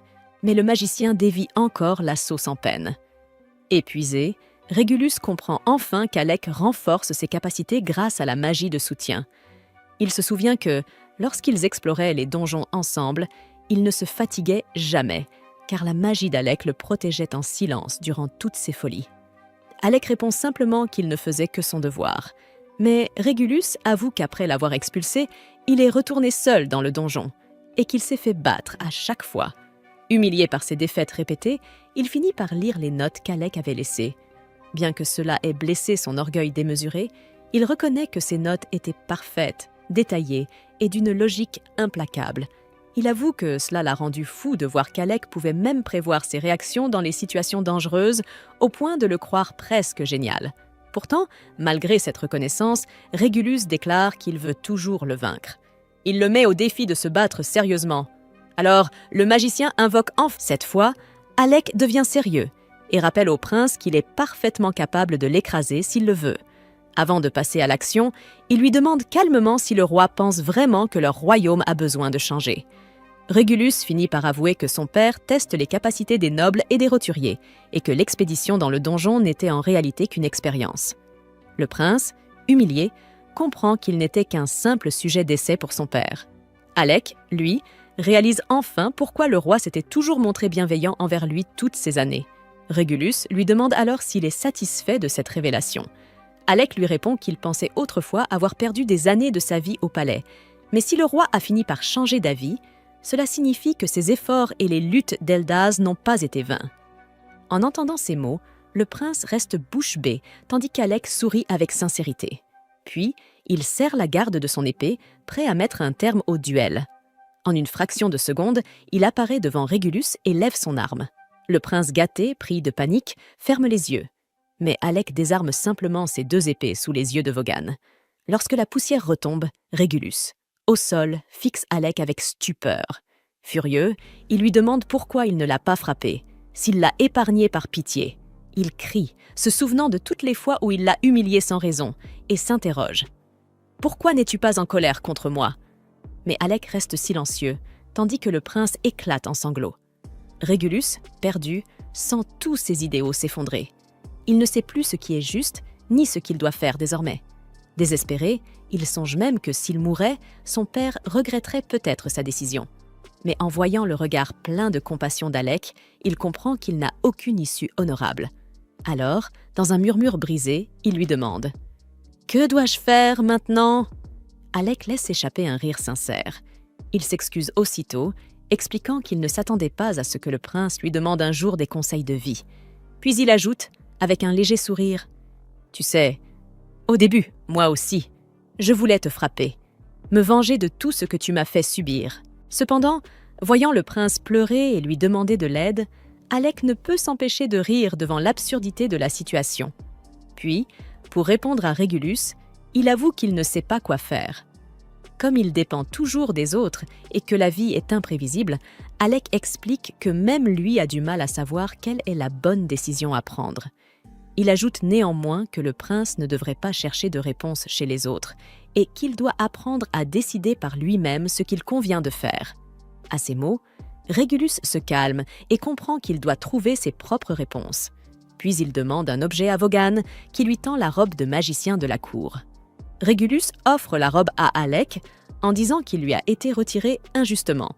À ce moment, Vaughan lui montre également une lettre venue du palais royal et Alec demande si c'est un ordre du roi. Vaughan explique qu'il s'agit en fait d'une demande du roi, mais Alec refuse de prendre la robe. Il déclare au prince qu'il ne veut pas quitter ses amis et qu'il ne redeviendra jamais magicien de la cour. Il lui conseille d'adresser ses salutations les plus chaleureuses au roi. Le prince, désabusé, lui lance la robe et abandonne Alec. Régulus se retourne pour partir, se traitant lui-même de perdant total pour avoir été refusé par le roi. Alec, avec un léger sourire, réplique qu'il est déjà un roturier inutile, donc il n'a pas grand-chose à perdre. Enfin, Régulus déclare qu'il déteste Alec, et ce dernier répond qu'il ressent la même chose. Entendant cet accord, le prince s'éloigne, mais cette fois avec un sourire aux lèvres. Vaughan se retourne pour suivre son jeune maître, tandis qu'Alec éclate de rire, sentant le fardeau mental s'envoler enfin. Quelque temps plus tard, l'équipe se repose tranquillement dans sa chambre, lorsque Alec demande si tout le monde est libre. Ren, Krasia et Yora répondent qu'ils ont du temps, alors il leur propose de lui faire visiter la ville. Mais à la simple mention d'une promenade touristique, Ren se plaint soudainement d'un mal de ventre, tandis que Krasia se souvient qu'elle a quelque chose d'urgent à faire. Alec, visiblement contrarié, comprend très bien qu'ils inventent des excuses pour ne pas sortir avec lui. Malgré tout, ils l'ignorent et s'en vont, laissant Yora toute rouge de gêne, consciente qu'ils essaient de lui laisser du temps seul avec Alec. Alec en profite pour lui proposer de sortir tous les deux, affirmant qu'il souhaite simplement explorer la ville. Yora, confuse et troublée, accepte finalement de lui servir de guide. Ils commencent leur visite par la rue des Aventuriers, un lieu animé rempli d'étals, vendant toutes sortes d'équipements et d'objets utiles. Yora le met en garde contre les arnaques, précisant que beaucoup de marchands vendent de la pacotille. À peine a-t-elle fini de parler qu'un vendeur lui propose une pilule étrange, censée augmenter sa puissance de combat pendant 10 jours entiers. Malgré ses beaux conseils, Yora se fait avoir comme une enfant à qui l'on offre des bonbons et s'apprête déjà à acheter la pilule. Heureusement, Alec intervient juste à temps, la tire de la boutique et lui interdit de gaspiller son argent. Il lui conseille plutôt d'envoyer Rain et Krasia faire les courses à sa place. Mais Yora se souvient immédiatement de la dernière fois qu'elle leur a confié cette mission. Au lieu d'acheter les objets dont elle avait besoin, les deux imbéciles sont revenus avec des babioles inutiles, dilapidant tout son argent. Alec soupire profondément, réalisant qu'il voyage avec les enfants les plus intelligents du monde. Mais toujours des enfants.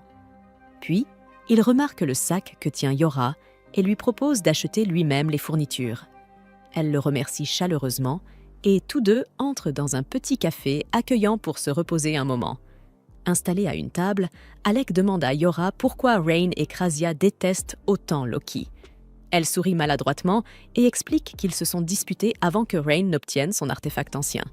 Yora lui demande s'il se souvient du style de combat téméraire de Rain, et Alec hoche la tête.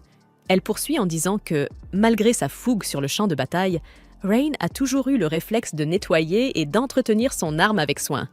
Elle lui raconte ensuite qu'il y a 2 ans, leur groupe explorait un donjon lorsqu'ils sont tombés sur une équipe de rang A en difficulté. Heureusement, Loki et Rywell étaient également venus prêter main forte, ce qui leur permit de vaincre le dangereux boss de l'étage.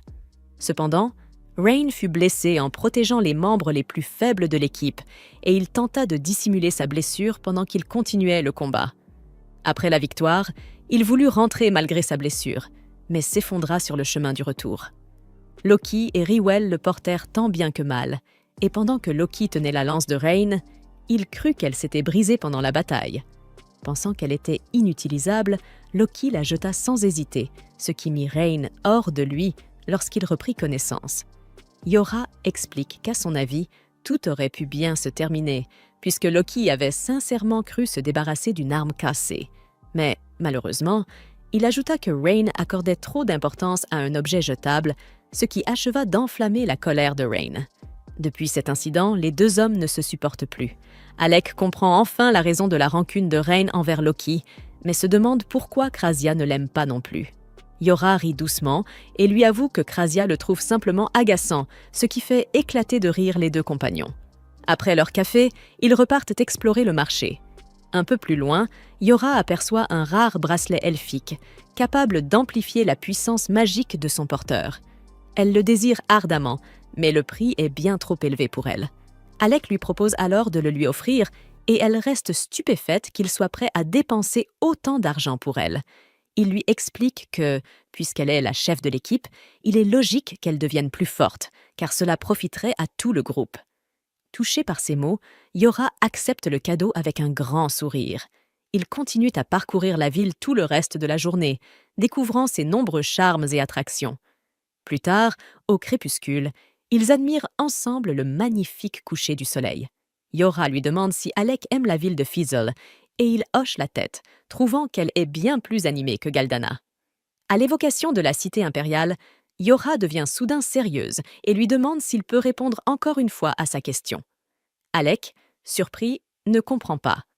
Alors, elle lui avoue que, depuis le jour où elle lui a demandé de rejoindre à nouveau leur équipe, elle se sent coupable, pensant lui avoir volé son poste de magicien de cour. Yora se demande s'il est vraiment heureux d'être avec leur groupe ou s'il se sent obligé de les suivre. Alec lui répond que, même s'il a laissé des affaires inachevées à Galdana, ses objectifs ont changé. Désormais, il veut aider son équipe à devenir la plus forte du monde. En entendant cela, Yora a les larmes aux yeux et lui dit qu'elle ne le laissera plus jamais partir. Alec sourit, mais elle le taquine, lui promettant d'envoyer Rain à ses trousses s'il ose désobéir. Tous deux éclatent de rire, retrouvant leur bonne humeur. Yora se sent heureuse qu'Alec ait partagé ses véritables sentiments avec elle. Cependant, le jeune homme devient soudain sérieux et lui dit qu'il veut, à son tour, entendre ses véritables émotions. Yora reste figée, persuadée qu'il est en train de lui faire une déclaration d'amour. Mais Alec brise le malentendu en expliquant que Rain l'avait forcé à parler de ses inquiétudes à l'équipe, et que c'est pour cela qu'il s'était confié à elle. Réalisation soudaine, elle vient de se faire avoir. Yora devient rouge écarlate, complètement embarrassée, tandis qu'Alec ne comprend pas pourquoi elle réagit ainsi. Le lendemain matin, Alec dort paisiblement dans son lit quand Rain lui arrache brusquement la couverture. Voyant un livre posé à côté de lui, Rain soupçonne qu'il ait veillé toute la nuit à lire, et Alec acquiesce tranquillement, affirmant qu'il faut rester à jour. Rain lui ordonne de corriger son rythme de sommeil, puis lui lance ses vêtements au visage, lui disant de se préparer pour la journée. Une fois prêt, Alec lui demande s'ils font leur entraînement habituel, et Rain accepte avec enthousiasme. Les deux garçons sortent pour s'affronter à l'épée. En les observant, Yora soupire, se demandant pourquoi ils ne prennent jamais le temps de se reposer. Elle les met en garde de ne pas trop forcer, mais ils l'ignorent complètement et continuent à se battre à fond. Alec explique qu'il a perdu 4 années d'expérience au combat et qu'il doit rattraper l'écart avec ses camarades. Soudain, Rain désarme Alec et lève sa propre lame pour porter le coup final. Alec réagit à temps pour contrer l'attaque, mais son épée se brise sous l'impact. Rain admet à contre-cœur que, même si Alec manque encore d'expérience, ses réflexes sont incroyablement rapides. Alec lui fait remarquer à son tour que Rain avait réussi à bloquer toutes ses attaques. Quand Alec affirme qu'il avait prévu de le battre durant leur duel, Rain éclate de rire et lui dit qu'il n'a aucune chance de le vaincre. Il dégaine alors sa lance et défie Alec d'utiliser son épée artefact pour un vrai combat. Heureusement, Yora intervient à temps, mettant fin à ce duel idiot avant qu'il ne se blesse sérieusement. Soudain, Loki apparaît, se moquant de l'équipe pour s'entraîner aussi durement, puis leur propose ses conseils d'experts. Évidemment, personne ne lui prête attention, et le groupe préfère partir explorer le donjon. Loki affiche un sourire narquois et leur dit qu'il devrait mieux le traiter, puisqu'il vient de leur obtenir la promotion au rang S. Cette révélation choque tout le monde, et Yora se précipite pour récupérer le certificat. Mais Loki le garde hors de sa portée, annonçant qu'il ne le lui donnera que si Rain s'excuse auprès de lui. Alors qu'il ricane du désarroi de Rain, Krista lui assène une tape sur la tête pour son comportement puéril, avant de remettre la lettre elle-même à Yora. Rywell, de son côté, félicite Lasting Period pour avoir atteint le prestigieux rang S. En recevant la lettre, Yora saute de joie, sentant qu'elle vient de faire un pas de plus vers son rêve. Krista rappelle ensuite à Alec qu'en atteignant le rang S, il est désormais qualifié pour explorer le légendaire donjon d'Arcana. Intrigué, Alec demande ce qui rend ce lieu si spécial, et Rywell lui explique que le donjon d'Arcana est encore plus difficile que le niveau 64 qu'ils avaient affronté la dernière fois.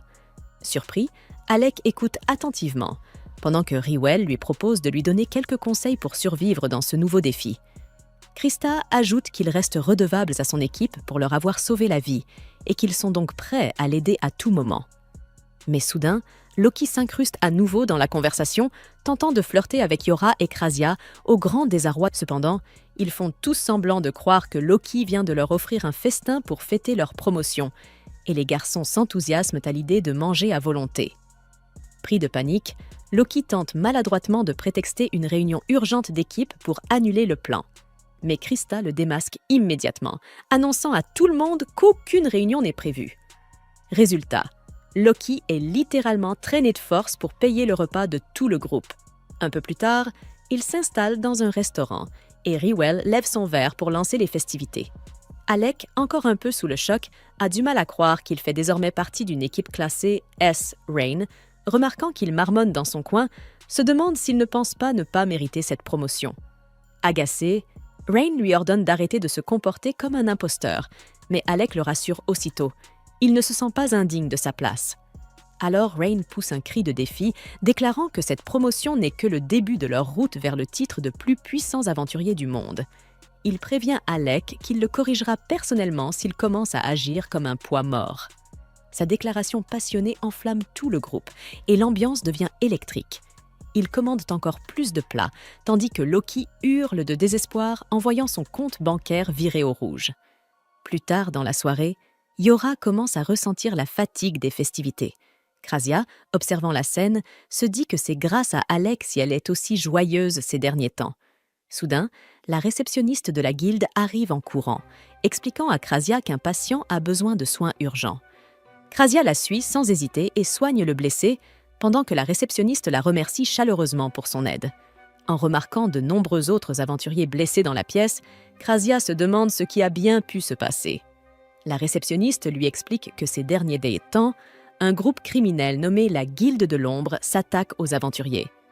À ce moment-là, les Viols entrent dans la salle, accompagnés d'un autre groupe de blessés, et présentent à Krasia une jeune fille nommée Olivia, venue de Nameless. Il la confie à Krasia avant de repartir gérer les autres blessés. Krasia s'occupe d'Olivia, examinant avec soin ses nombreuses plaies et cicatrices. En voyant l'ampleur des blessures, elle devine qu'Olivia a été attaquée par des combattants armés d'épées. Alors que Krasia songe à laisser la jeune fille se reposer, celle-ci ouvre soudainement les yeux et demande où elle se trouve. Krasia lui répond calmement qu'elle est à la guilde et que le maître de la guilde l'a amenée ici pour la soigner. Curieuse, Krasia lui demande ce qui s'est passé dans le donjon, mais Olivia se fâche en se souvenant d'un traître. Intriguée, Krasia lui demande de qui elle parle, mais Olivia se lève brusquement, déterminée à retrouver celui qui l'a trahi. Krasia la retient, lui ordonnant de rester allongée, car son corps n'est pas en état de bouger. Mais Olivia insiste, affirmant qu'avec quelques soins rapides, elle peut encore se battre. Krasia, inflexible, refuse catégoriquement. Elle lui dit que si elle continue à forcer sur son corps dans cet état, elle risque de le détruire pour de bon. Olivia, en colère, crie qu'elle ne peut pas comprendre sa situation, mais son épuisement l'emporte, et elle retombe lourdement sur le lit avant de sombrer dans l'inconscience. Krasia essuie doucement ses blessures avec un linge humide, observant les nombreuses cicatrices qui marquent son corps. Elle réalise qu'Olivia porte aussi des traces anciennes, vestiges de nombreux combats passés. Comme Olivia fait partie des meilleurs épéistes du royaume, Krasia se demande qui a bien pu la mettre dans un tel état. Finalement, elle lui lance un sort de guérison pour accélérer sa récupération. Épuisée par l'effort, Krasia finit par s'endormir à son tour, assise près du lit, veillant sur Olivia jusqu'au matin. Pendant ce temps, Alec lit un livre sur le donjon d'Arcana, faisant quelques recherches approfondies. Soudain, un jeune garçon assis en face de lui l'interrompt. Alec, surpris, se demande comment le garçon connaît son nom, mais ce dernier lui répond simplement qu'il devrait d'abord aller manger une glace. Un peu déconcerté, Alec l'accompagne jusqu'à un glacier, où le petit garçon dévore la réserve entière sans la moindre gêne. Amusé mais curieux, Alec lui rappelle qu'il n'a pas encore dit son nom. Le garçon se présente alors. Il s'appelle Léorg, membre de l'équipe de rang S, Nameless. Léorg explique qu'il voulait parler d'Alec, car il se demandait à quel point celui-ci s'était renforcé. Alec lui demande ce qu'il pense de lui, et Léorg répond avec un grand sourire qu'il est le remplaçant parfait. Un peu confus, Alec ne comprend pas ce qu'il veut dire, mais le garçon, plein d'entrain, l'invite à rejoindre son équipe pour leur prochaine expédition dans le lendemain. Krasia entra dans la chambre d'Olivia pour soigner ses blessures, mais elle la trouva en train de brandir son épée sur son lit comme une folle. Elle demanda à Lévial pourquoi il ne l'avait pas arrêtée, et celui-ci répondit que cette tête brûlée ne l'écoutait jamais. Il était également frustré qu'Olivia refuse toujours de parler de la Guilde de l'Ombre, alors Krasia tenta de l'apaiser. Lorsque Olivia finit enfin par s'arrêter, Lévial lui demanda de lui donner des informations sur la Guilde de l'Ombre. Elle refusa encore, avant de se plaindre à Krasia qu'elle ne pouvait toujours pas utiliser ses jambes. Pendant ce temps, Lévial s'énerva face au manque de respect constant d'Olivia, mais Krasia le mit littéralement à la porte afin de pouvoir changer ses bandages. Une fois seule avec elle, Krasia utilisa sa magie de guérison, puis enveloppa les jambes d'Olivia de bandages propres. Lui assurant qu'elle pourrait remarcher après encore un peu de repos, Olivia se demanda pourquoi Krasia ne lui posait pas, elle aussi, des questions à propos de la guilde. Krasia lui expliqua simplement qu'elle ne voulait pas la mettre mal à l'aise. Olivia la félicita pour son intégrité. Alors que Krasia acceptait humblement ce compliment, Olivia s'excusa soudainement, regrettant de l'avoir traité trop durement plus tôt. Sans prévenir, Krasia posa sa main sur le front d'Olivia et y déposa un baiser, la laissant complètement embarrassée. Krasia expliqua qu'elle essayait seulement une autre forme de guérison pour réduire son stress, ce qui surprit Olivia. Ce geste réconfortant lui rappela son enfance, quand sa mère lui embrassait le front pour la calmer lorsqu'elle pleurait. Se perdant dans le souvenir, Olivia appela sa mère, ce qui surprit Krasia. Puis elle annonça qu'elle avait soif, alors Krasia lui servit du thé. Peu après, Olivia se rappela soudain qu'elle avait aussi faim, alors Krasia sortit pour lui chercher de quoi manger. Pendant ce temps, Alec informa Jorah et Rain que Liorg souhaitait s'associer avec eux. Rain expliqua à Alec qu'il s'était laissé tromper par l'apparence innocente de Liorg, car il était en réalité bien plus âgé qu'il n'en avait l'air. Alec, confus, écouta alors Jorah lui révéler que Liorg était un elfe, capable de vivre extrêmement longtemps. Ensuite, Rain demanda à Alec des détails supplémentaires sur le labyrinthe. Il se rappela alors que l'équipe de Liorg comptait se rendre jusqu'au niveau 72, l'avant-dernier étage du labyrinthe. Liorg souhaitait en réalité vaincre rapidement le boss de cet étage pour se concentrer sur le dernier niveau, où il avait besoin de l'aide d'Alec. En guise de récompense, il proposa même de laisser le cœur du donjon à l'équipe d'Alec. Liorg expliqua que son propre groupe était beaucoup trop occupé à préparer sa vengeance contre la Guilde de l'Ombre, d'où la nécessité de recourir à Alec. Après ces explications, Liorg remit à Alec le cœur du 72e étage comme acompte, puis s'en alla, cependant. Rain trouva cette récompense beaucoup trop généreuse pour être honnête, concluant que Liorg cherchait probablement à les piéger. Jorah, de son côté, doutait qu'un chef de groupe aussi prestigieux puisse les duper. Mais Rain décida de vérifier cela auprès d'Olivia. Puisqu'elle en faisait elle aussi partie, Jorah lui rappela qu'Olivia était blessée. Mais Rain était convaincue qu'elle devait déjà être rétablie grâce aux soins de Krasia. En se dirigeant vers la guilde, Rain se demanda comment une combattante de rang S, comme Olivia, avait pu être blessée par la simple Guilde de l'Ombre soudain. La réceptionniste, Misha, sortit en courant.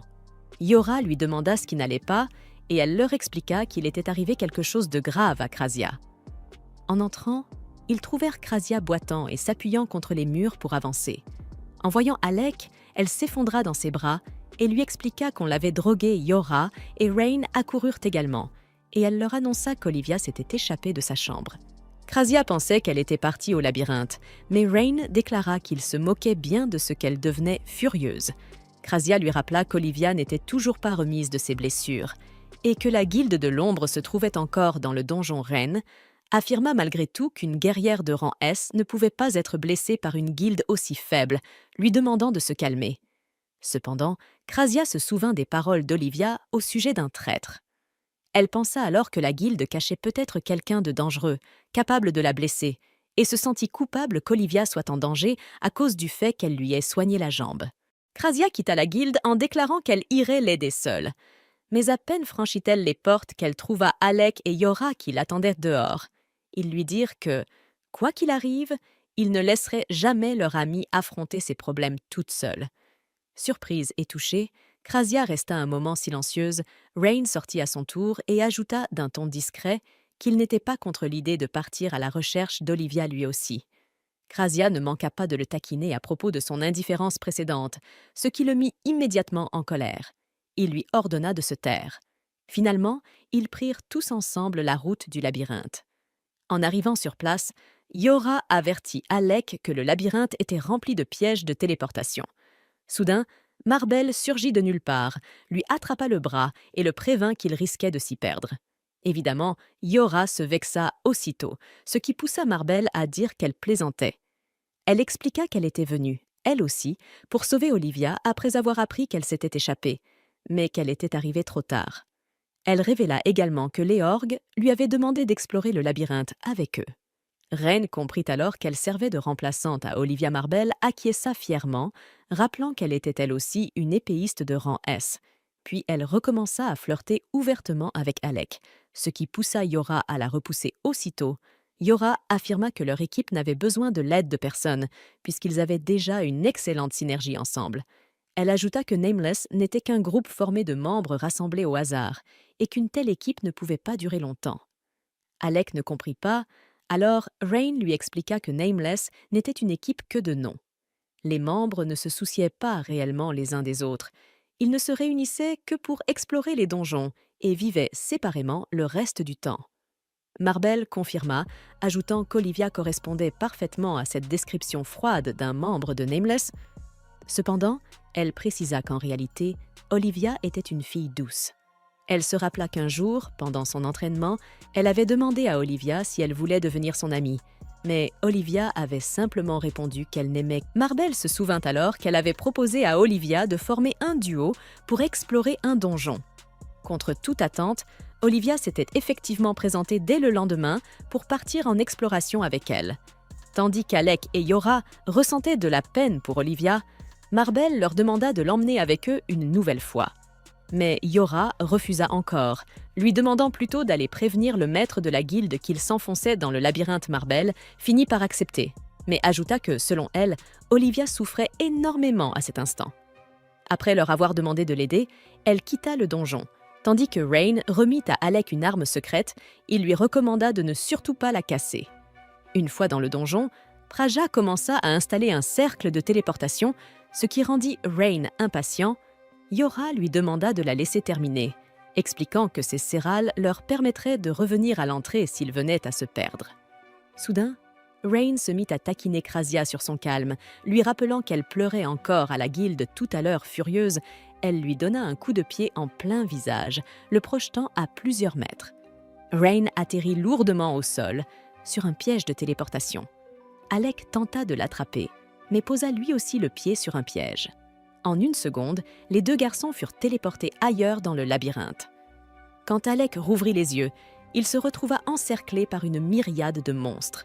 Il réagit immédiatement, les foudroyant les uns après les autres. Mais de nouvelles créatures continuaient d'apparaître subitement.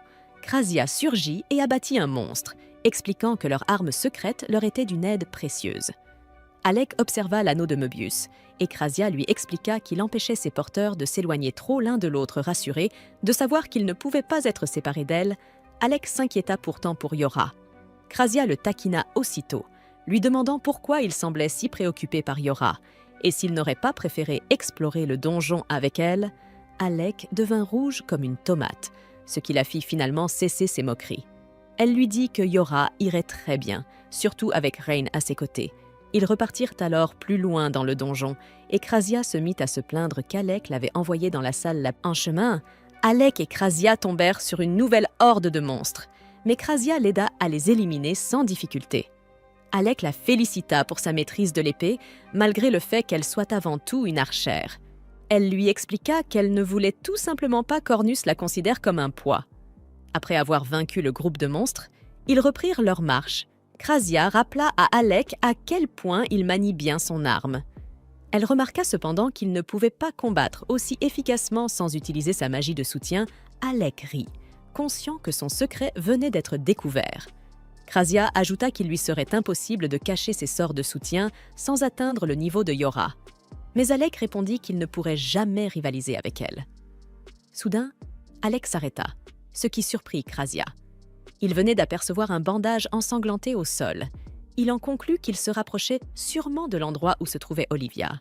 Pendant ce temps, Yora et Rain fuyaient une immense armée de monstres. Yora demanda à Rain pourquoi il avait pensé qu'ouvrir une porte au hasard était une bonne idée. Rain répondit simplement qu'il aimait les mystères. Pour gagner un avantage, Yora fit surgir une gigantesque plateforme de terre, leur donnant la hauteur nécessaire. Profitant de l'ouverture, Rain se jeta droit vers le plus grand monstre. Yora nota qu'il dépensait trop d'énergie, alors elle utilisa sa magie de soutien pour augmenter son endurance. Boostée, Rain perça l'armée de monstres et décapita leur chef d'un seul coup. La mort du boss fit paniquer le reste des créatures qui s'enfuirent aussitôt. Yora félicita Rain pour sa performance impressionnante, mais il lui répondit qu'elle devrait plutôt féliciter Alec. Selon lui, Alec avait besoin d'encouragement pour renforcer sa confiance. Même si Marbel lui en donnait probablement tout juste assez, ils tombèrent alors sur un monstre féroce, entièrement tailladé d'un seul coup. Yora réalisa qu'il s'agissait du cadavre du boss de l'étage, anéanti d'un geste. Elle se demanda qui pouvait vaincre un tel ennemi aussi facilement. Rain, lui, afficha un grand sourire. Il était certain que c'était l'œuvre du maître épéiste, Melia. Dans une autre zone du donjon, un membre du Shadow Guild nommé Gloria félicitait Melia pour sa puissance. Cependant, selon lui, abattre le boss d'un étage n'était rien comparé à l'exploit d'avoir vaincu Olivia. Melia expliqua qu'il connaissait Olivia, ce qui lui permettait de prévoir facilement chacun de ses mouvements. Gloria hocha la tête, comprenant enfin pourquoi Olivia avait été si bouleversée en revoyant Melia. Puis, il lui demanda pourquoi il l'avait trahie alors qu'il la connaissait si bien. Melia répondit simplement qu'il avait ses propres raisons. Il ajouta que ses intérêts rejoignaient ceux des hauts gradés de la Guilde de l'Ombre, mais qu'il poursuivait aussi un objectif personnel intrigué. Gloria l'écouta tandis que Melia avouait qu'il s'ennuyait, qu'être aussi fort devenait monotone. En rejoignant la Guilde de l'Ombre, il espérait vivre quelque chose capable de repousser encore ses limites. Gloria trouva ce désir de puissance un peu étrange, mais il laissa passer. À ce moment-là, plusieurs subordonnés rapportèrent qu'un autre groupe explorait le donjon Gloria, se demanda s'ils appartenaient à Nameless, mais ces hommes ne purent le confirmer. Melia espéra alors que la personne qu'il cherchait se trouvait parmi eux. Curieux de cette mystérieuse cible, Gloria ordonna simplement d'éliminer rapidement ce groupe. Excitée, Melia avala une étrange pilule et se prépara à partir. Pendant ce temps, Krasia et Alec finirent par retrouver Olivia, assise dans un coin.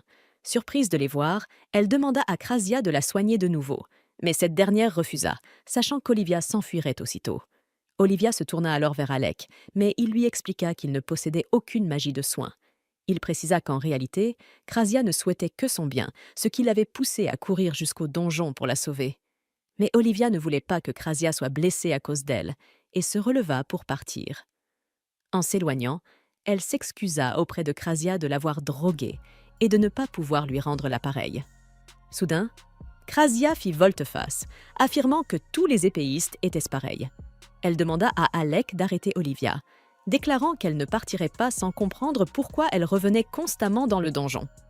Olivia finit par avouer qu'elle était là pour régler une rancune personnelle, sans lien avec la Guilde de l'Ombre. Alec lui rappela alors que Marbel s'inquiétait aussi pour elle, mais Olivia resta inflexible. Elle révéla qu'elle venait dans le donjon pour retrouver son maître, l'homme qui avait tué sa mère. Sous le choc, Alec et Krasia restèrent sans voix tandis qu'Olivia s'avançait vers un cercle de téléportation, les avertissant de ne pas se mettre en travers de son chemin. Krasia se lança à sa poursuite et tous trois furent téléportés ensemble dans un étage rempli d'immenses créatures féroces. Alec se précipite dans la horde de monstres pour se frayer un chemin. Olivia commence également à dégainer son épée pour le suivre, mais Krasia l'en empêche. Après avoir soigné Olivia, elle explique qu'elle va créer un cercle de téléportation pour s'échapper, car Alec ne pourra pas vaincre tous les monstres à lui seul. Cette attention fait sourire Olivia, qui saute aussitôt dans la mêlée pour combattre aux côtés d'Alec. Tandis qu'ils retiennent les monstres, Krasia charge son sort de téléportation. Au cours du combat, un cyclope tente de frapper Alec. Elle esquive facilement l'attaque avant de frapper le monstre dans le dos. Cependant, la créature encaisse sans difficulté et attaque Alec de nouveau. Alors que les monstres l'acculent, Olivia surgit et leur tranche la tête. Alec reste stupéfait. Il n'a même pas vu Olivia dégainer son épée. Elle lui répond qu'il manque encore d'expérience face aux monstres les plus coriaces. Peu après, Krasia termine son cercle et appelle Alec, mais soudain, sa formation magique disparaît. Alec comprend alors qu'un dévoreur de magie se trouve dans le donjon. D'autres créatures du même type entrent dans la pièce, attirant l'attention des monstres. Olivia et Alec se tiennent côte à côte avant qu'elle ne s'élance en avant et élimine un monstre avec une facilité déconcertante. Ils la regardent découper tout le groupe, rapide et silencieuse. L'épée d'Olivia est précise et mortelle, à l'opposé du style bruyant et spectaculaire d'Ornest. Déterminée à ne pas paraître inférieure, Alec avance à son tour et tue plusieurs monstres. Olivia le félicite pour sa force et la qualité de son épée, mais lui dit aussi que sa technique manque de finesse. Elle lui conseille d'arrêter de s'appuyer uniquement sur sa puissance brute et de laisser son corps guider le mouvement naturellement. Pendant ce temps, Krasia cherche la créature qui supprime la magie dans le donjon. Non loin, Olivia et Alec comprennent que les monstres n'ont pas de fin. Alors Olivia demande à Krasia si elle a localisé le dévoreur de magie. Krasia répond que la créature est proche, mais qu'elle est entourée d'une immense foule. Malgré le danger, Olivia fonce droit dans la masse, tranchant les monstres pour dégager un passage jusqu'à elle. Alec essaie pour sa part d'attirer l'attention des autres monstres de la pièce. En courant, un monstre volant l'attaque par au-dessus. Alec bloque le coup puis le repousse aussi. Alec se précipite dans la horde de monstres pour se frayer un chemin. Olivia commence également à dégainer son épée pour le suivre, mais Krasia l'en empêche. Après avoir soigné Olivia, elle explique qu'elle va créer un cercle de téléportation pour s'échapper, car Alec ne pourra pas vaincre tous les monstres à lui seul. Cette attention fait sourire Olivia, qui saute aussitôt dans la mêlée pour combattre aux côtés d'Alec. Tandis qu'ils retiennent les monstres, Krasia charge son sort de téléportation. Au cours du combat, un cyclope tente de frapper Alec. Elle esquive facilement l'attaque avant de frapper le monstre dans le dos. Cependant, la créature encaisse sans difficulté et attaque Alec de nouveau. Alors que les monstres l'acculent, Olivia surgit et leur tranche la tête. Alec reste stupéfait. Il n'a même pas vu Olivia dégainer son épée.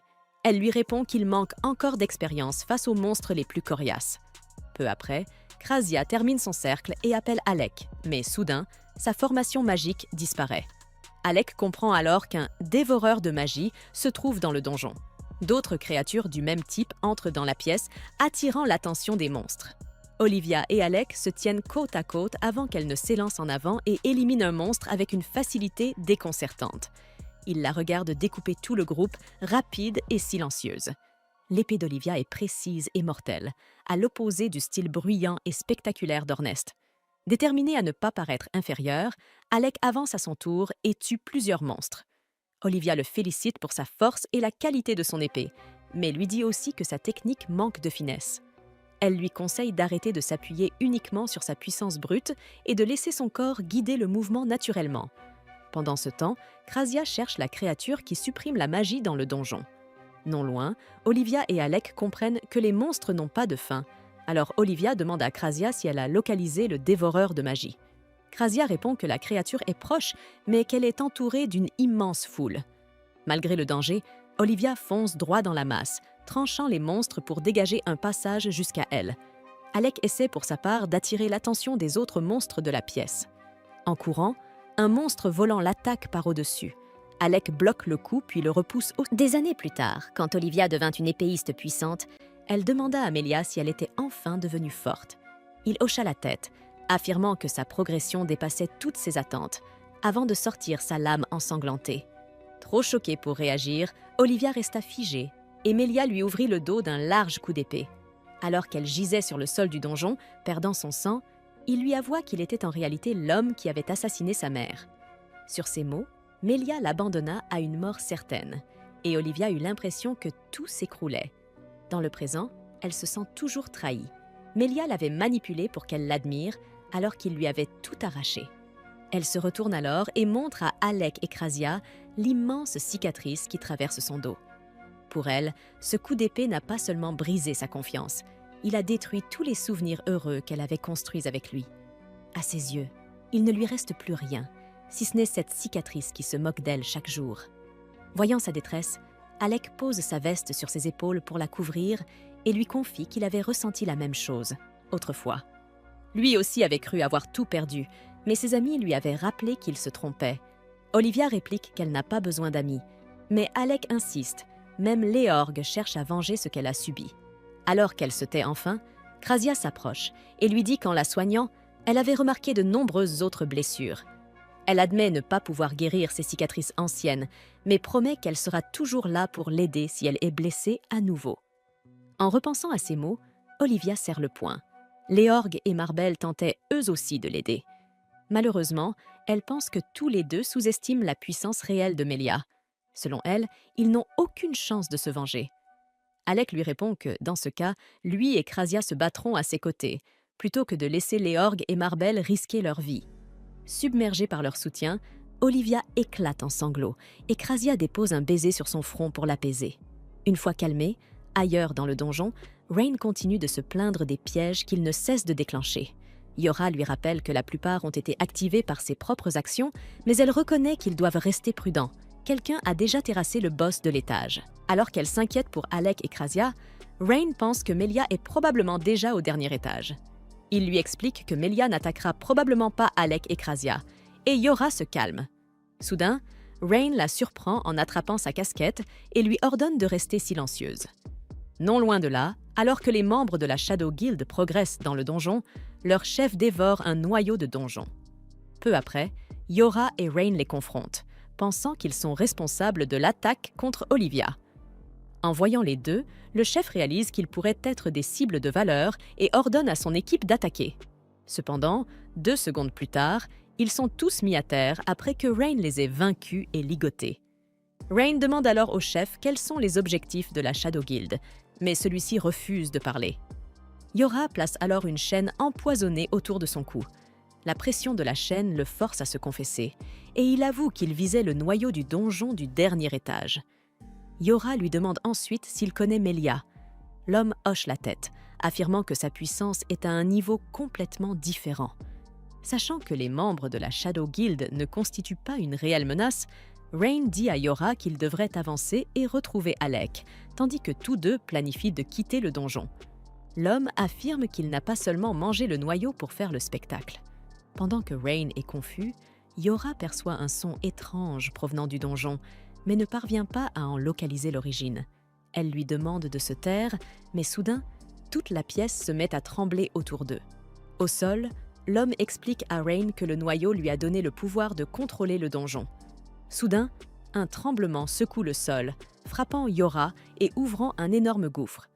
Alors que les autres membres de la Shadow Guild tombent dans le vide, leur chef attrape Yora et l'emporte. Se sentant chanceux d'avoir une cible aussi spéciale, le chef se précipite vers le dernier étage et défie Rain de l'affronter dans les profondeurs du donjon. Pendant ce temps, Olivia est surprise d'apprendre qu'Alec était autrefois le magicien de la cour impériale de Jelitna. Elle explique que, bien qu'il ait été le magicien de la cour, il a en réalité appris toute sa magie pendant son enfance, car Alec avait perdu ses 2 parents très jeunes et il n'avait pas grand-chose à faire à part s'entraîner. Alors qu'Olivia pense qu'Alec est plus fait pour l'aventure que pour être magicien de cour, Krasia s'arrête de marcher. Elle explique que lorsqu'elles sont entrées dans le donjon, Yora avait conclu un accord avec elle, se retrouver à cet endroit si jamais elles se séparaient. Comme Yora est introuvable, Krasia suppose qu'elle doit être en danger. Soudain, elle remarque le gigantesque gouffre près de la pièce et se demande ce qui a pu se passer. Voyant quelque chose dans le gouffre, Olivia saute et attrape la casquette de Yora, que Alec reconnaît immédiatement. Pendant ce temps, Yora se réveille auprès d'un membre de la Shadow Guild et lui demande pourquoi ils ne l'ont pas tuée. Gloria lui répond que c'est un secret et la taquine pour poser des questions comme si elle était aux commandes. Non loin de là, Melia demande à Gloria d'arrêter de plaisanter, mais il répond qu'il ne faisait que blaguer. Juste à ce moment, Rain saute dans la pièce et détruit le mangeur de noyaux, tandis que Gloria se lève pour l'affronter. Pendant qu'il combat Rain, Gloria dit à son ami de s'enfuir. Choqué que Rain ait pu le trouver, le mangeur de noyaux réalise que c'est à cause des bracelets que portent les 2 amis, tandis qu'il retire le bracelet de Yora. Rain lui demande pourquoi il était si enthousiaste à l'idée de la capturer. Le mangeur de noyaux refuse de répondre, assomme Yora et l'emmène. Rain avertit l'homme sauvage qu'il le réduira en morceaux s'il touche à son ami, mais il l'ignore et fuit avec Melia. Pendant ce temps, Gloria empêche Rain de les poursuivre, lui disant qu'il est trop fort pour être facilement vaincu. Alors que le combat continue, Rain remarque que l'épée puissante de Gloria n'est pas un véritable artefact. Confiant dans sa lance, il brise facilement l'épée de Gloria et la transperce dans l'estomac. Alors que l'homme grièvement blessé s'effondre, Rain se retourne pour poursuivre Melia. Cependant, Gloria commence soudain à hurler comme un maniaque. En pleurant à cause de sa perte de sang, il accuse Rain d'être un homme cruel pour l'avoir poussé dans une mission si dangereuse. Alors qu'il jure de tuer tout le monde, Rain se retourne pour le terminer. Mais Gloria lève les mains et invoque le pouvoir d'un démon qui absorbe son sang et soigne sa blessure. Ensuite, son épée se régénère avec ce nouveau pouvoir, et avec un regard dangereux, il avertit poliment Rain qu'il est sur le